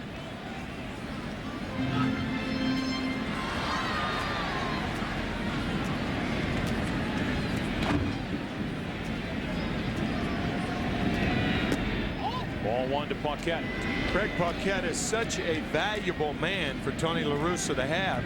And to think that Paquette was with Kansas City, he was with the Mets for a time, mired in the minor leagues. Also was with Oakland. Yeah. Years ago. Cardinals got him for Sean Dunston 2 years ago at the trading deadline, trading Dunston to the Mets. Then Dunston became a free agent and came back to St. Louis last year. Now he's out with Dusty Baker, just completing the first year of a 2-year deal. 3-0 with Renteria next. That was amazing when Dunston was traded away from a struggling team 2 years ago to the Mets, who were right in the middle of contention, ended up in the NLCS losing to Atlanta. He didn't want to go, and he's from New York. 3 balls and a strike on Paquette. Walt Jocketty, pictured there, thought he was doing him a favor, and I think they were stunned when they gave him a free ticket to get out of Dodge here, go to New York, and he didn't want to take it. 3 balls, 2 strikes. Dotel. Well, Sean Dunston is not the only player who has come to St. Louis, fallen in love with the city and the fans here and the tradition of good baseball in this town. Mark McGwire is another one. You couldn't get McGwire out of this city. That's one of the big reasons he signed with the Cardinals. And that took, what, about 2 months to sell him, right? Yeah. That was Walt Jocketty's idea, Tony La Russa's idea, knowing him from Oakland. Get McGwire in a Cardinal uniform. They traded 3 pitchers. Most believe that the Cardinals could not A, come up with enough money, or B, make McGwire enjoy this place enough to stay here after they traded for him in '97. Paquette with his 4th hit of the day. And he's on with 2 outs here in the 6th inning. The plan was to get McGuire here, let the fans show him how much they appreciated him. And it wasn't too long thereafter that he re-upped for that tearful press conference, and he's been a Cardinal ever since and wants to end his career as a Cardinal. When that end to his career will come, obviously none of these players know the answer to that question, but I know that Mark McGuire is frustrated to the point where he is at least considering not coming back if he feels next year the way he feels this year at the plate with his knees. There's a strike to Renteria. Nobody knows that answer, obviously, other than Mark. I don't know that he knows it. I think he's going to wait and see how he feels in the offseason and then decide whether or not to come back. That's back to Dotel. And Renteria is finished, and so are the Cardinals in the 6th. We go to the 7th. 8-5 St. Louis. Back after this from your local Fox station. 8-5 Cardinals into the 7th inning. Errors have crushed the Astros today. 2 by Bagwell and a 3-run 3rd inning. That was one of them. With the bases loaded, here's another. And then in the 5th, when it was 7-5, routine play to end the inning, and Alou dropped the easy fly ball to right. That made it 8-5 in our Radio Shack game summary. The Astros clinched the Central Division with a win. Biggio, who will lead it off here with a 3-run home run back in the 4th, his 20th of the year. Alou, a 2-run double back in the 3rd, and the Cardinals 4 unearned runs off the 3 Houston errors. 7th inning, 8-5 Cardinals, and the pitch to Biggio is a strike. Craig, a 3-run homer, been hit by a pitch twice. He scored 2 runs today.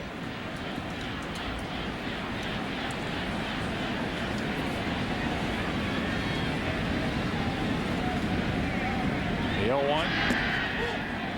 Breaking ball missed, a ball and a strike.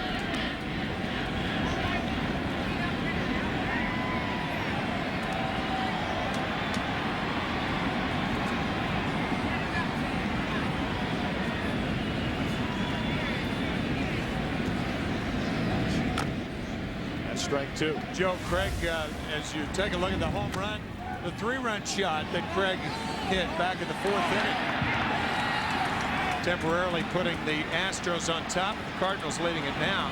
I was talking to Craig this morning, and Craig, of course, from the New York area, and with God Bless America coming up in the break instead of Take Me Out to the Ball Game. Craig saying he thought that he was spared the lives of some friends in the World Trade Center disasters, but no, his mom called a week or so ago. He lost a friend of his that he has known since high school, and the stories continue in the New York area and continue and continue. And Washington too, I might add. Here's a 1-2 pitch. Biggio fought it off. I don't think anybody puts more time and effort into taping and pine tarring a bat than Craig Biggio. And nobody puts less effort into keeping his helmet somewhat resembling the dark blue Houston Astros batting helmet than Craig Biggio.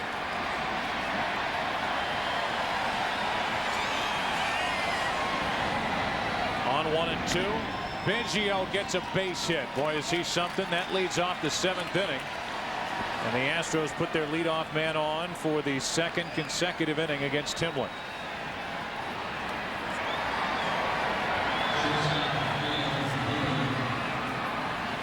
Julio Lugo will walk to the plate. Again, the Cardinals try to win here today. They will have Kyle on the mound tomorrow if they win. If they don't, no Darryl Kyle, and he will likely go game 1 of the division series, although all of that is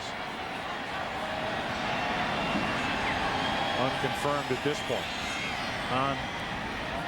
Unofficial. That's what I'm looking for. Here's the first to Lugo. High for ball 1. So the question then is winning the division, but at what cost? You're going to have a long day for your bullpen today. Then you go into tomorrow's game. You use Kyle in an effort to win the division just to start the playoffs at home. I think it's worth it to the Cardinals. I really do. Because of Matt Morris. Here's a 1-0. Even though you spend Darryl Kyle, certainly one of the finer starters in the National League, your starter pitcher, Matt Morris, who's 15-2 here at Busch Stadium this year, and you get the home field advantage for a team that will have the best home field record in the National League, and a team that this crowd definitely helps, in my view. 2-0 the count on Lugo. He went 2-1. That's a big strike. Instead of 3-0 with a guy like Bagwell waiting on deck, it's 2-1. Did he go too far? Yeah. I mean, here in St. Louis, I think the color scheme here of the red birds is probably more emblematic of a team's colors than any team in the major leagues. I don't think there's any question about it. Add some throw pillows and you really have something. That's high. 3-1. Timlin being asked to do something that he has rarely accomplished, and that is work 3 innings. In fact, the odds are against him finishing this 3rd inning.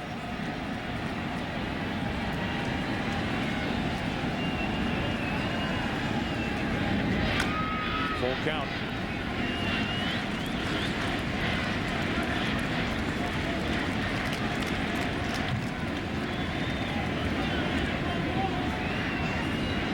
Full count. And we'll see if they start Biggio, the runner, at first.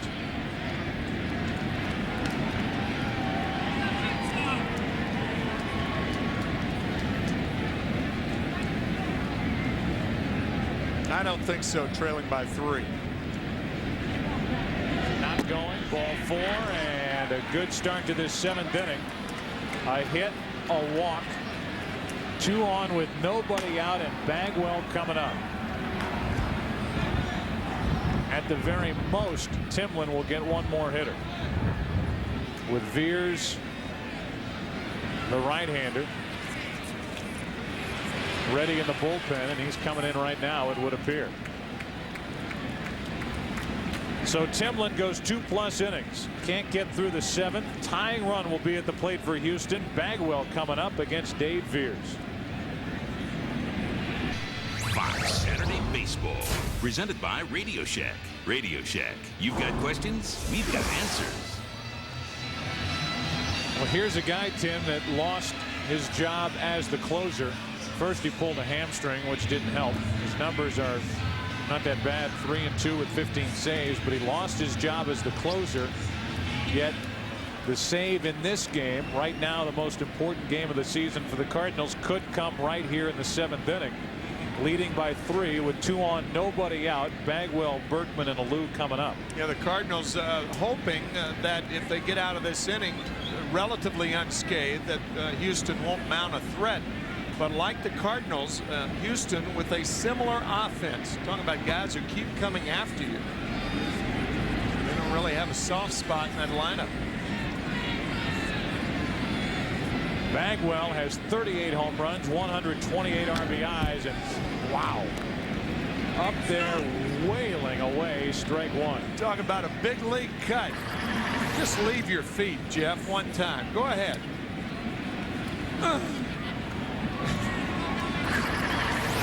That's illegal. That's a big league swing right there. Whew. Good speed on for Houston. Tying run at the plate here in the 7th. Couldn't hold up there, and if ever a guy was set up for that fork ball or something off speed, that was the time. After that first swing, then he gets the tantalizer and can't hold up. Veers has worked the slider more into his approach than in years past, but his best pitch is a fork ball. 2 on, nobody out. What a play by Matheny, who turned himself into a wall.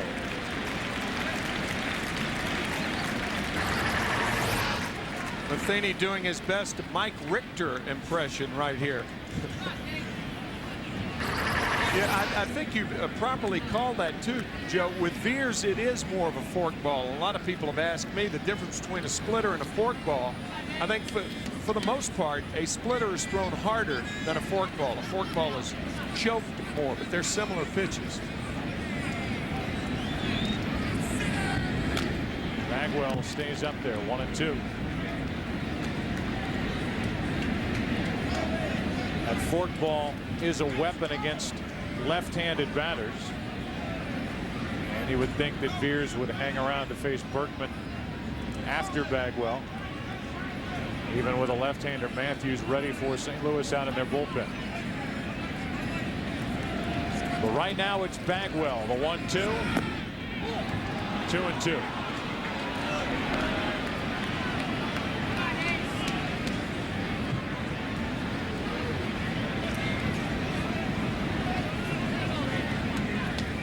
Last night, Tony La Russa had a 1-0 lead in the 8th inning. And that lead was erased while Jeff Tabaka was on the mound. He's going with Veers here in the 7th inning today after Timlin. And the count's full now on Bagwell. Inability to control that fork ball has really hurt Dave Veers. And Bagwell, along with his prowess and his strength as a hitter, he's very, very smart. The check swing on the first fork ball, but he has not offered at it since. Well, do you challenge Jeff Bagwell with a 3-2 fastball or try to get him with a fork ball? I think you throw the fork ball, take your chances. He did go. The home plate umpire rings him up, 1 away. They appealed down to first. It looked like, Tim, Rapuano pointed. Yeah. And I think what he was doing was just ringing him up. The first base umpire said he didn't go. To me, it looked like Rapuano was caught in between. I don't think Ed knew what to do then. I think he was caught in between. Well, Bagwell did. On the other hand, it looked like Bagwell did go around. I didn't think he did initially. Bagwell and everybody, Tim, looked down at the first base umpire, Randy Marsh, who said he didn't swing. That's right. That's right. And in Marsh's defense, it looked like Rapuano initially pointed down to him. Yeah. And now Larry Dierker is going to have his words with Ed Rapuano. The key thing to keep in mind here is the home plate umpire does not have to ask for help. A player can ask him to ask for help, but he doesn't. He can call it on his own. And I think Rapuano was the reason I say he was caught in between. Initially, I think he was, the right arm went up asking for help, and then he determined to call it himself. Rapuano. No, he's calling him out. He did. He sure did. Yeah, he called him out all the way. But you can see Marsh down there. He thought he was pointing at it. So in Rapuano's defense, he called him out. End of discussion. That's exactly right. And when he pointed his left finger at Bagwell, he was saying that he went too far, and then the right hand was out. And I think Randy Marsh thought when the right hand went out, he's asking for an appeal, and that's when Marsh said he didn't go around. But the pitch, in effect, was already called. You could see Rapuano saying right there, that's my job. I think he's saying, look, I'm calling balls and strikes. If I need help, I'll ask for it. I didn't need help on that one. The problem was Marsh said he didn't go, which makes Rapuano not look good. Marsh thought he was asking his opinion. So the left hand, watch the left hand saying, you went too far, strike 3. But when the right hand went up, it appeared to me that Randy Marsh thought that there was an appeal. So it's 2 on with 1 out, and Berkman coming up. In fairness now, we're trying to be as fair as we can. It looked like he made the right call because it did not appear that Bagwell went around initially. But the replay showed, in my view, that he went too far. So Berkman now with 2 on 1 out. Here's a guy, Lance Berkman, who doubled twice last night and has 55 doubles on the season. He also has 34 home runs. 8-5 St. Louis in the 7th, and Berkman over the top of that pitch. Strike one. Because the forkball is thrown with less velocity than the split-fingered pitch, as you talked about earlier, that's why veers at times can be more effective against left-handed batters. It works as a changeup, and left-handers are over the top of it.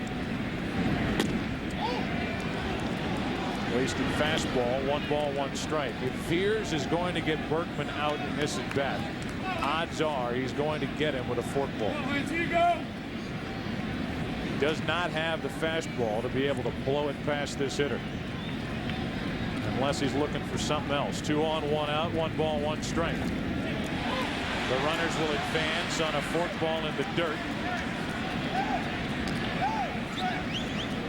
And the call was ball 2, 2-1. It's a wild pitch, and now a hit means 2 runs in a 1-run game. One of the problems with the splitter or forkball is often it will bounce in front of the plate. In order for that pitch to be effective, it must be down. And now Ed Rapuano saying that's enough. They're still on him for the Bagwell strikeout.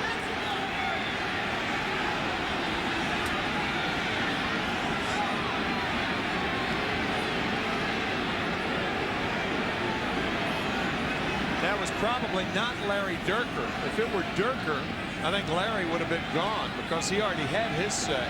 So it's in all likelihood someone else.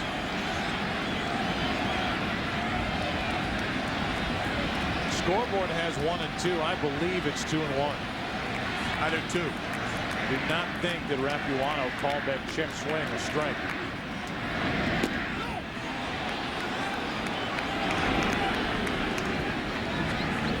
Three balls and a strike.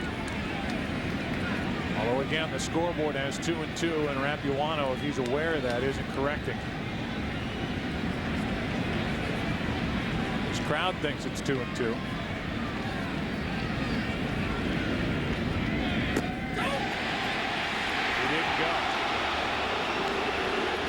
So Berkman hangs at the plate. It was 2 and 2, and now it's a full count.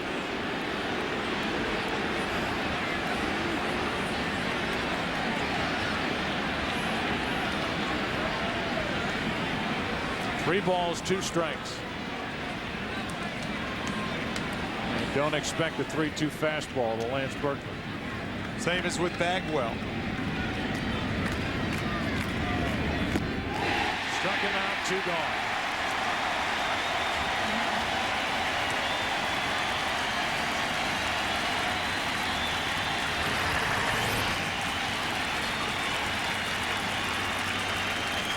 Berkman over the forkball. You get 2 tough hitters back to back with nobody out. They're as tough as anybody in the game, Bagwell and Berkman. Fine job by Veers so far.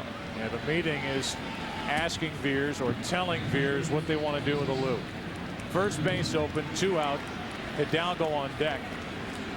To me, you have to come after Alou. I mean, I know that this is a guy, Moises Alou, has driven in 106 runs on the year. But bringing the go-ahead run to the plate in the person of Richard Hidalgo, who down year or not is a big threat at the plate. I think that's the way you approach Alou.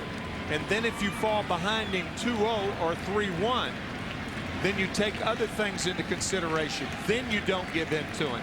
But early in the count, you go after it.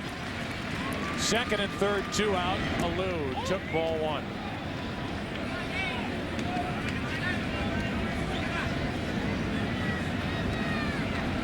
Moises, the tying run at the plate, 27 home runs, 106 RBIs, including 2 today. 6 out of 12 in his career against Veers. And they are pitching around Alou. Now things change. The first pitch was a fastball, then the forkball. Now you have first base open. Now you throw a ball where Alou's looking. Could be a tie ball game. The other consideration is that forkball in the dirt. You're trying to make that perfect pitch. Already thrown 1 wild pitch in this inning. Matheny down to block that. This, to me, if I'm the Cardinals, might as well just put them on. And Lou knows what's going on. Sure.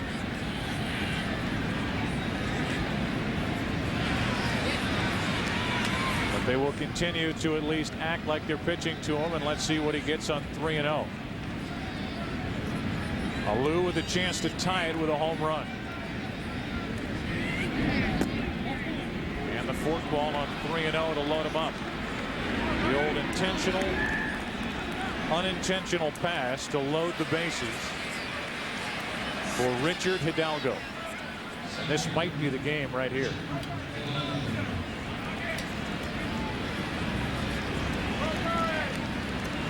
Thank you, Jeannie. We would like to welcome those of you watching Cincinnati and Philadelphia. Philadelphia winning that game 2-1. Here it's 8-5. The game has gone back and forth all day. The Cardinals are on their fourth pitcher of the day. 8-5 St. Louis, but the bases are loaded with 2 out for Richard Hidalgo.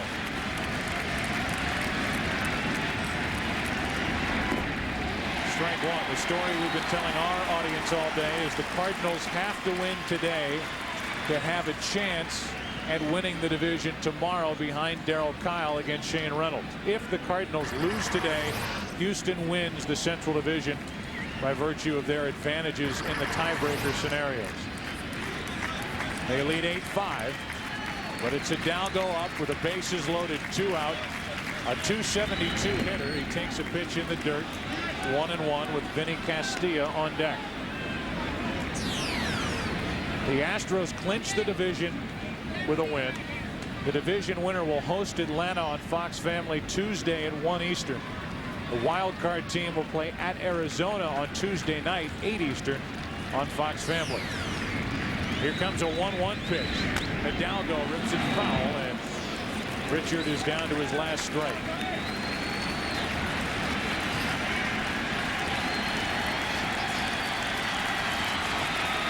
Houston led 2-0 in the third. The Cardinals came back with 3 unearned runs in the third to take the lead. Astros got a 3-run homer from Biggio to regain the lead. The Cardinals got 1 in the fourth and 4 in the fifth. 43,251 to their feet. The 1-2. Feeney again. 2 balls, 2 strikes. One wild pitch in this inning, but there could have been 3 or 4. This ball hits the mask of Mike Matheny. A 57-footer.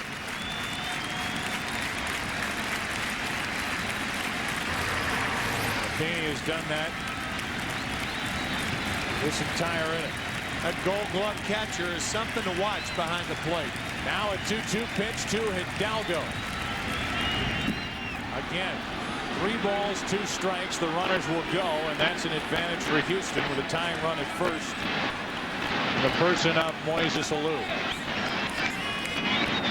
It was 3-2 on Berkman. He struck out. They pitched around Moises Alou, and now it's 3-2 on Hidalgo. Hidalgo's thinking right now is make him get the ball up.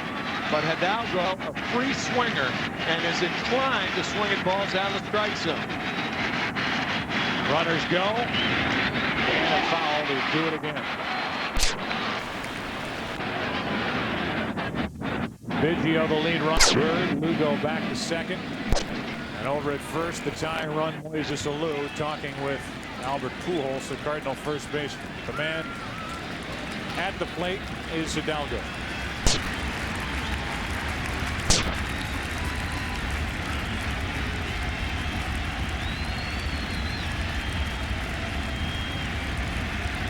Another 3-2. That forces home a run.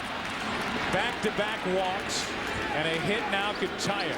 8-6 Cardinals here in the 7th.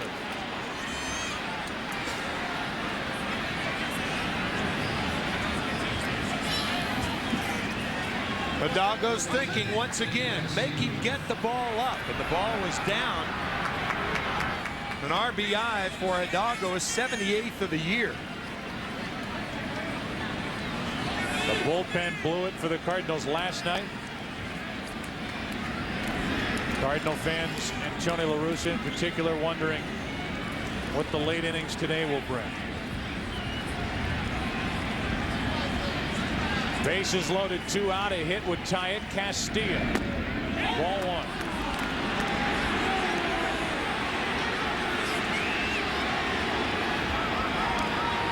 Steve Klein getting loose.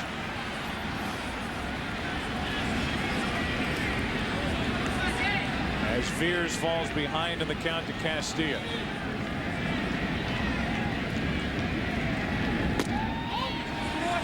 Ball 2. Veers started the season as the Cardinal closer.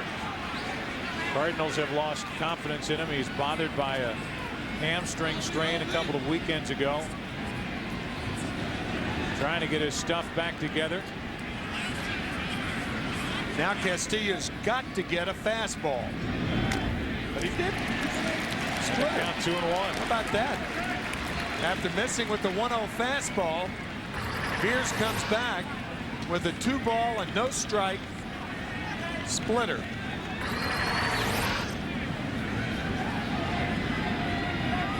Well, right now Veers can't throw a splitter for a strike. The Astros for the most part are laying off it.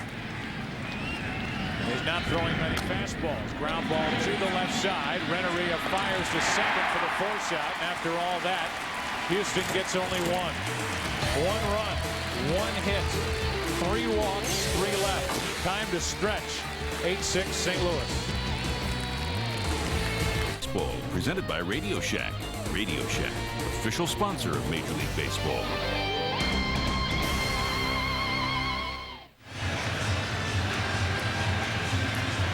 Earlier, Joe talked about the hunting knife accident with Mike Matheny last year, not being able to perform in the postseason. And earlier, we asked Mike about the prospects and what's different about this postseason for the Cardinals. I got to taste a little bit of it. I got a taste of us clinching last year, but didn't really get to experience firsthand playing in it. So I think I've been a little bit more excited than most, and it's a special thing. You know, last year was a tough situation, being on teams that never really had a chance to get to the postseason, and to finally be there now is kind of what we all shoot for. Mike Matheny arguably has the biggest hit of the day. A 2-run double back in the 5th inning to put the Cardinals on top, and he later scored on an RBI double by Vigna, who scored thanks to an error by Moises Alou in right on one of the most routine fly balls you'll see.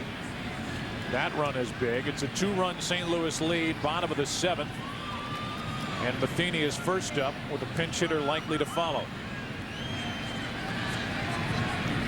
Dotel worked a scoreless 6th inning. Starts Matheny with a 90-mile-an-hour pitch for strike 1. Bonilla comes into the on-deck circle.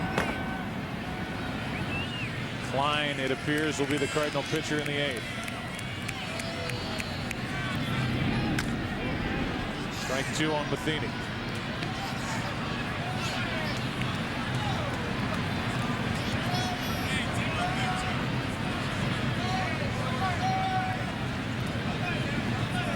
Great game, and it definitely has a playoff feel.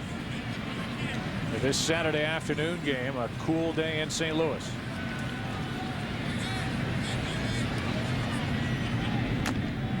That's a foul ball.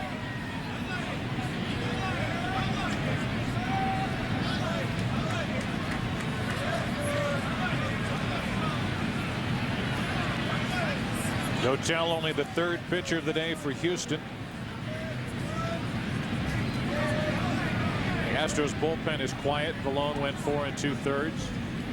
8 runs, 4 of which were unearned. 1 and 2 on Matheny. Then Nelson Cruz came in, went a 1/3 of an inning, got 1 strikeout.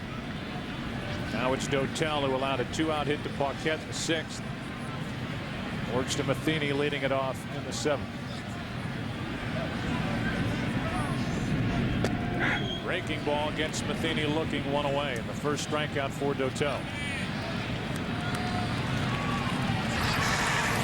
Dotel coming to the Astros in the Mike Hampton deal 3 years ago. Actually 2 seasons ago. And you were right earlier when you talked about Dotel, his ability to close games. Billy Wagner can blow you away, and Dotel can, with the combination of blowing you away, plus he can finesse you away also. Here's Bonilla. A strike on the outside corner for Bonilla, who's hitting only .202 left-handed, .215 overall, and as a pinch hitter, 8 out of 46. You talked to Billy Wagner. You just saw him check the lineup card out there. He tries to manage along with Larry Dierker during the course of the game and try to figure out where his slot may come and how the game might unfold. Cardinals are in the number 9 spot in their order with Vina next. Bonilla took a strike. It's 1-2. Bobby thought it was inside. That is feeding right into the strength of Bobby Bonilla. As much as anybody in the National League, that ball down and in from the left side. Bonilla flares one to center. It carries out to Hidalgo. 2 out.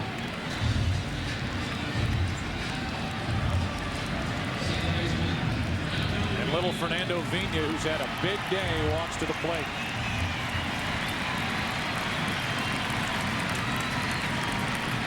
A walk, an RBI double. And a 4th inning home run, his 9th of the year.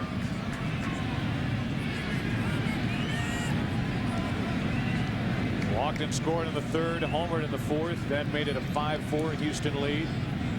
RBI double by Vina in the 5th inning with 2 out. Made it a 7-5 Cardinal lead. And then Vina scored on the error by Alou Wright. Strike 1. Here's the home run.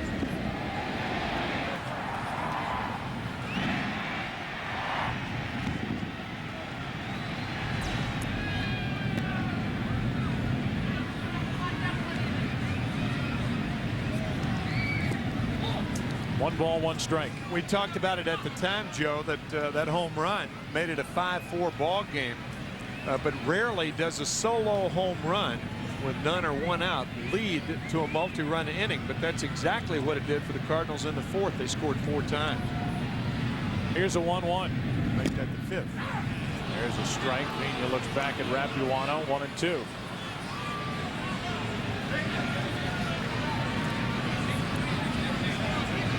Because Vina has such an ability to make contact with 2 strikes, he's not as concerned as most hitters would be having 2 strikes on him. His last hit, as a matter of fact, with 2 strikes, the double down the left field line. Still 1-2. The Astros in the 8th inning will have the 8, 9, and 1 hitters. So this is it for Dotel. Ausmus, then the pitcher's spot, then Biggio. The Astros are assured of getting Bagwell and Berkman to the plate again before the end of this game. Called him out over the outside corner, and Vina puts up a mild protest as this game goes to the 8th. Steve Klein will take over for St. Louis. 8-6 St. Louis. Steve Klein takes over as we go to the 8th inning. Still convinced that hat belonged to a member of the Gas House gang. I'm not sure which one. He hasn't been a Cardinal long enough to make a hat look like that. You see his numbers on the season. This is Steve's 197th appearance of the year. That's right? all. All right, his hat looks like it is. 87 times he's walked to the mound for the Cardinals with the same hat, obviously. Here's Brad Ausmus. Ausmus 2 out of 3. Then Eusebio, a pinch hitter, will follow. Then Biggio. 8th inning, 8-6 St. Louis. And Ausmus flies one off the end of the bat. Late break by Edmonds, but he's there, 1 away. Obviously kidding about Steve Klein and pitching in that many games, but he's actually told Tony La Russa that he would like to pitch in every game. Oh, yeah. Right? Absolutely. Yeah. He is a fan favorite here for good reason. He's about as intense as they get. Think of the trade the Cardinals pulled off with Montreal. They gave up Fernando Tatis, who missed most of the year. He's got that tendonitis problem in his knee now. And Brent Reams, who was up and down with the big league club in AAA and really was ineffective. For Steve Klein and today's starter, Hermanson, who's won 14 games. A strength to Eusebio. Eusebio batting for Dotel, who went 2 innings. No runs, 1 hit, 2 strikeouts. Vigneault.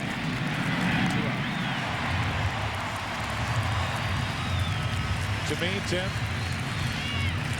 if the Cardinals have a late inning guy that they can count on, get outs, 8th inning, 9th inning, 11th inning, 7th inning, this is the one guy that they have down in their bullpen. And I think it might get to the point even in the playoffs where a left-hander or right-hander's coming up. This is the guy that's in to close a game. It would be a most unusual development, would it not? In this age of specialization, that a guy like Steve Klein could turn into one of Tony La Russa's stoppers in the playoffs. And that could very well happen, as you suggest. Are you kidding me? Is that a 3-pitch inning? 3 up, 3 down. I can't believe it. I'm going to count the pitches during the break. Bottom of the 8th, 8-6 St. Louis. Baseball presented by Radio Shack is brought to you by Radio Shack, official sponsor of Major League Baseball. By the United States Air Force. By Hershey's Chocolate Bar. Hershey's, put a smile on your face. And by Michelin, because so much is riding on your tires.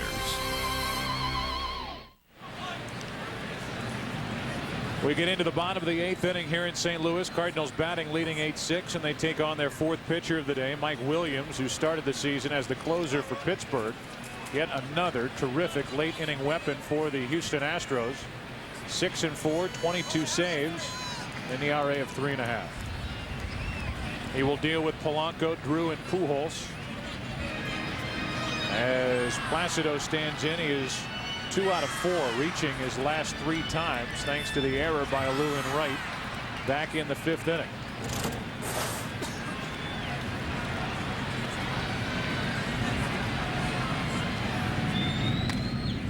That's strike 1. At some point, Tim, and I know you're not as close to this situation here in St. Louis as I am, the fans of this Cardinal team have got to give Tony La Russa more credit than he gets for doing the job he's done since he's been here in '96, and in particular in the second half of this season. It has been an incredible run, and to me he has been right there leading the charge, a reason why this team has taken off.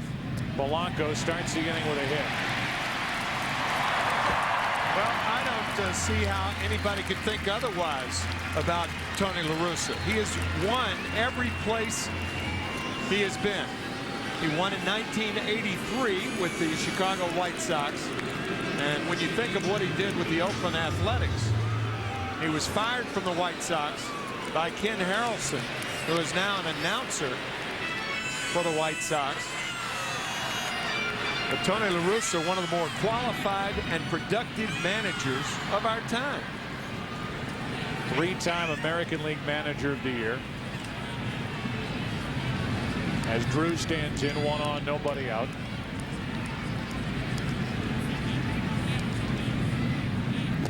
Takes a strike. Good pitch from Williams. I think often it takes fans in a city a period of time to get used to a particular managerial style, but Tony's been here long enough and been successful enough. I mean, he won his first year here in '96. Whitey Herzog hasn't managed the Cardinals since 1990, and fans still compare Tony La Russa to Whitey Herzog. And I'm just talking about, obviously this isn't a blanket statement. That's a ground ball to first. Drew advances the runner like a swinging bunt. Down to second is Polanco. The batter will be Pujols. But you look back on the Whitey Herzog years, they had a different sort of team. They had a different ballpark. They had an AstroTurf field. The ballpark's dimensions were bigger. It was more of a running team.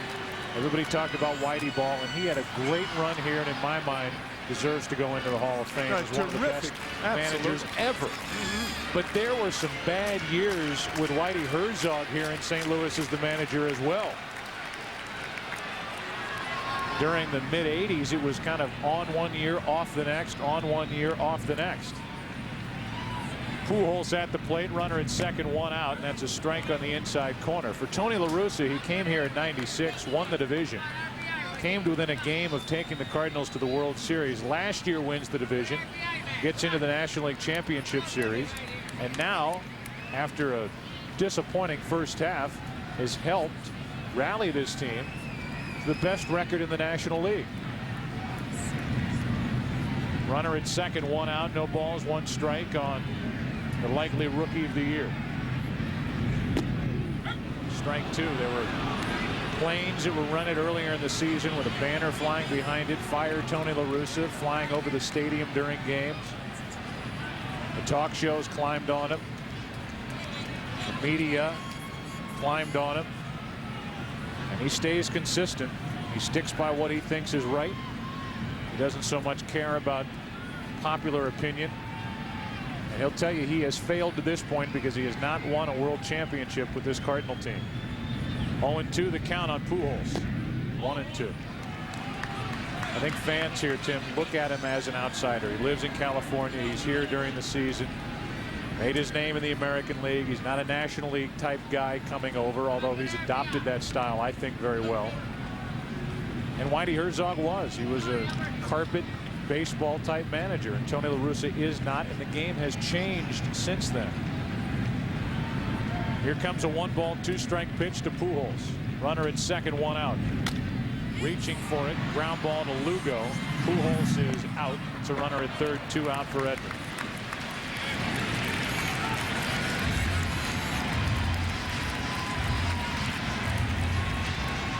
Edmonds walks in hitless on the day. He has driven in a run. He has scored a run. Sitting on 29 home runs and 107 runs batted in. You have tweaked my ire a couple of times today because you've mentioned talk shows. And if major league organizations listen to talk shows, they'd never have a manager. No doubt. Runner at third, 2 out. That's ripped into right. Goodbye. Home run number 30, and it's a 4-run Cardinal lead.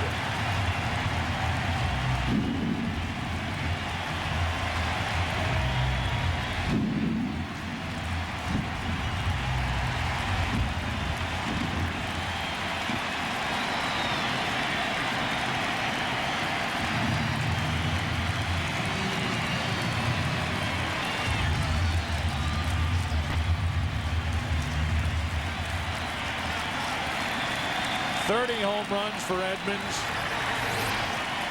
110 RBIs. We talked earlier about the high ball hitting ability of Jim Edmonds.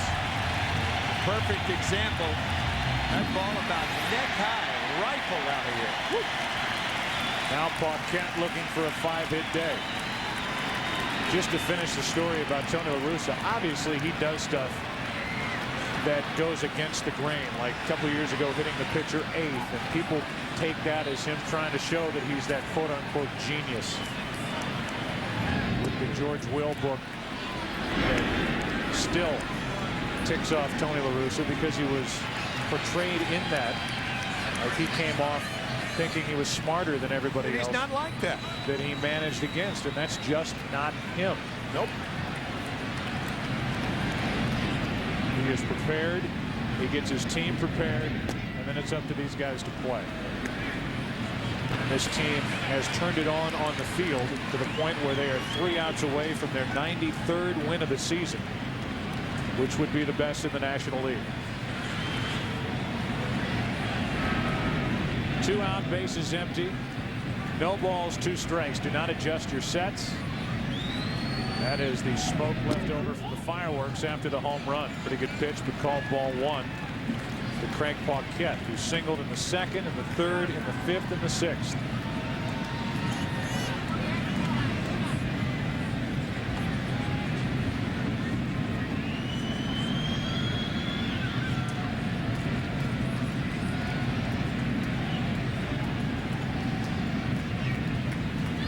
Here's a 1-2. The shortstop Lugo took a bad hop, and Julio stayed with it. The inning is over. Leadoff hit by Polanco. 2-out, 2-run home run by Edmonds. Up and out. 10-6 St. Louis after 8. Steve Klein pitched a quick and easy 8th inning. It's a 10-6 St. Louis lead, and Julio Lugo leads it off and takes the ball down and in to start the 9th. Terry Robinson has taken over in left field, replacing Paquette. There's the St. Louis and Robinson. That's up and away, 2-0. The complexion of this game can change in a hurry with Bagwell, Berkman, Alou coming up after Lugo.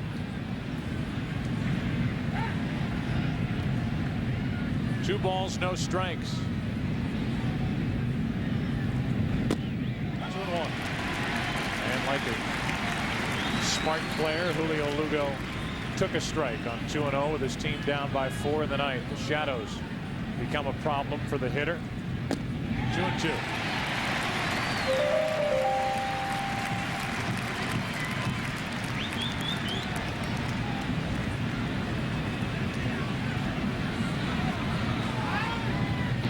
Time called as Lugo tries to slow down Steve Klein.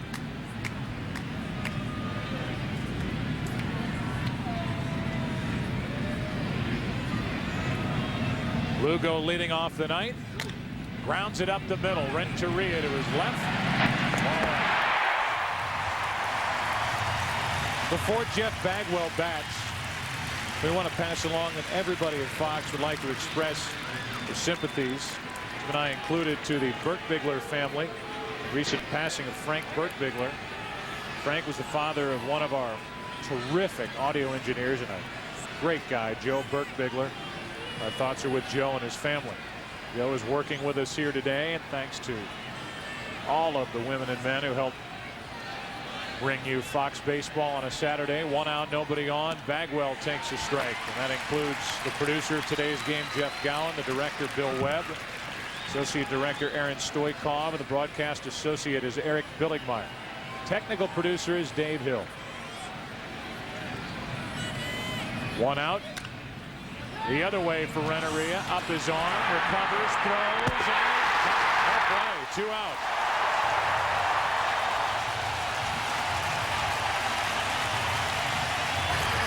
You don't often see this, but this much to happen before the throw on the left side of the infield.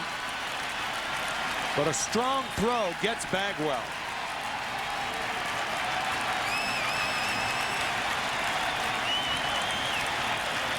All a win does here today for St. Louis. We get another look at it. Here's a ground ball up the middle, and Berkman is on with a 2-out hit.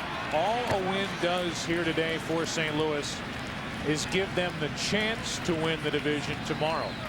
All the Astros had to do after winning last night was win one of the final 2 games to win the division. But tomorrow these two teams will play, it appears, barring a big Houston rally here in the 9th inning with 2 out down by 4. These two teams will battle for the division, battle for the best record in the league, battle for home field advantage throughout the playoffs, battle for a date with Atlanta instead of Arizona tomorrow. And it'll be Darryl Kyle and Shane Reynolds. That is 1 out away. Moises Alou at the plate, runner at first, 2 down. Strike 1. As we pointed out earlier, Joe, the most important thing about that game tomorrow right now is the fact that Shane Reynolds and Darryl Kyle will be starting. I think the Astros, because of their starting pitching staff, more than the Cardinals don't want to start Reynolds. The Cardinals have backup as starters. The Astros right now, their starting staff is thin. Cardinals feel like they have 3 #1 starters right now with the way Woody Williams is pitched. Matt Morris and Darryl Kyle. The Astros, due to injury, do not have that luxury. 0-2 to Alou. Game over. Cardinals win at a final of 10-6, and they will play. These two teams will play tomorrow, Tim, for the division. It will certainly take on a different color. These games, this game tomorrow, 1 game left. Wow, what a game today. We had a little bit of everything. We want to remind you that the senior producer of the studio show is Scott Ackerson. It's produced by Gary Lang and directed by Bob Levy. The coordinating producer of Major League Baseball on Fox is Michael Weissman. The senior producer of Fox Sports is Bill Brown. And the executive producers are David Hill and Ed Gorin. For more information on today's game and for the latest information on Major League Baseball, go to foxsports.com. For Tim McCarter, I'm Joe Buck. So long from St. Louis. The playoffs begin on Tuesday on the Fox Family Channel. You've been watching Fox Sports coverage of Major League Baseball, your home for the 2001 playoffs and World Series. Good night.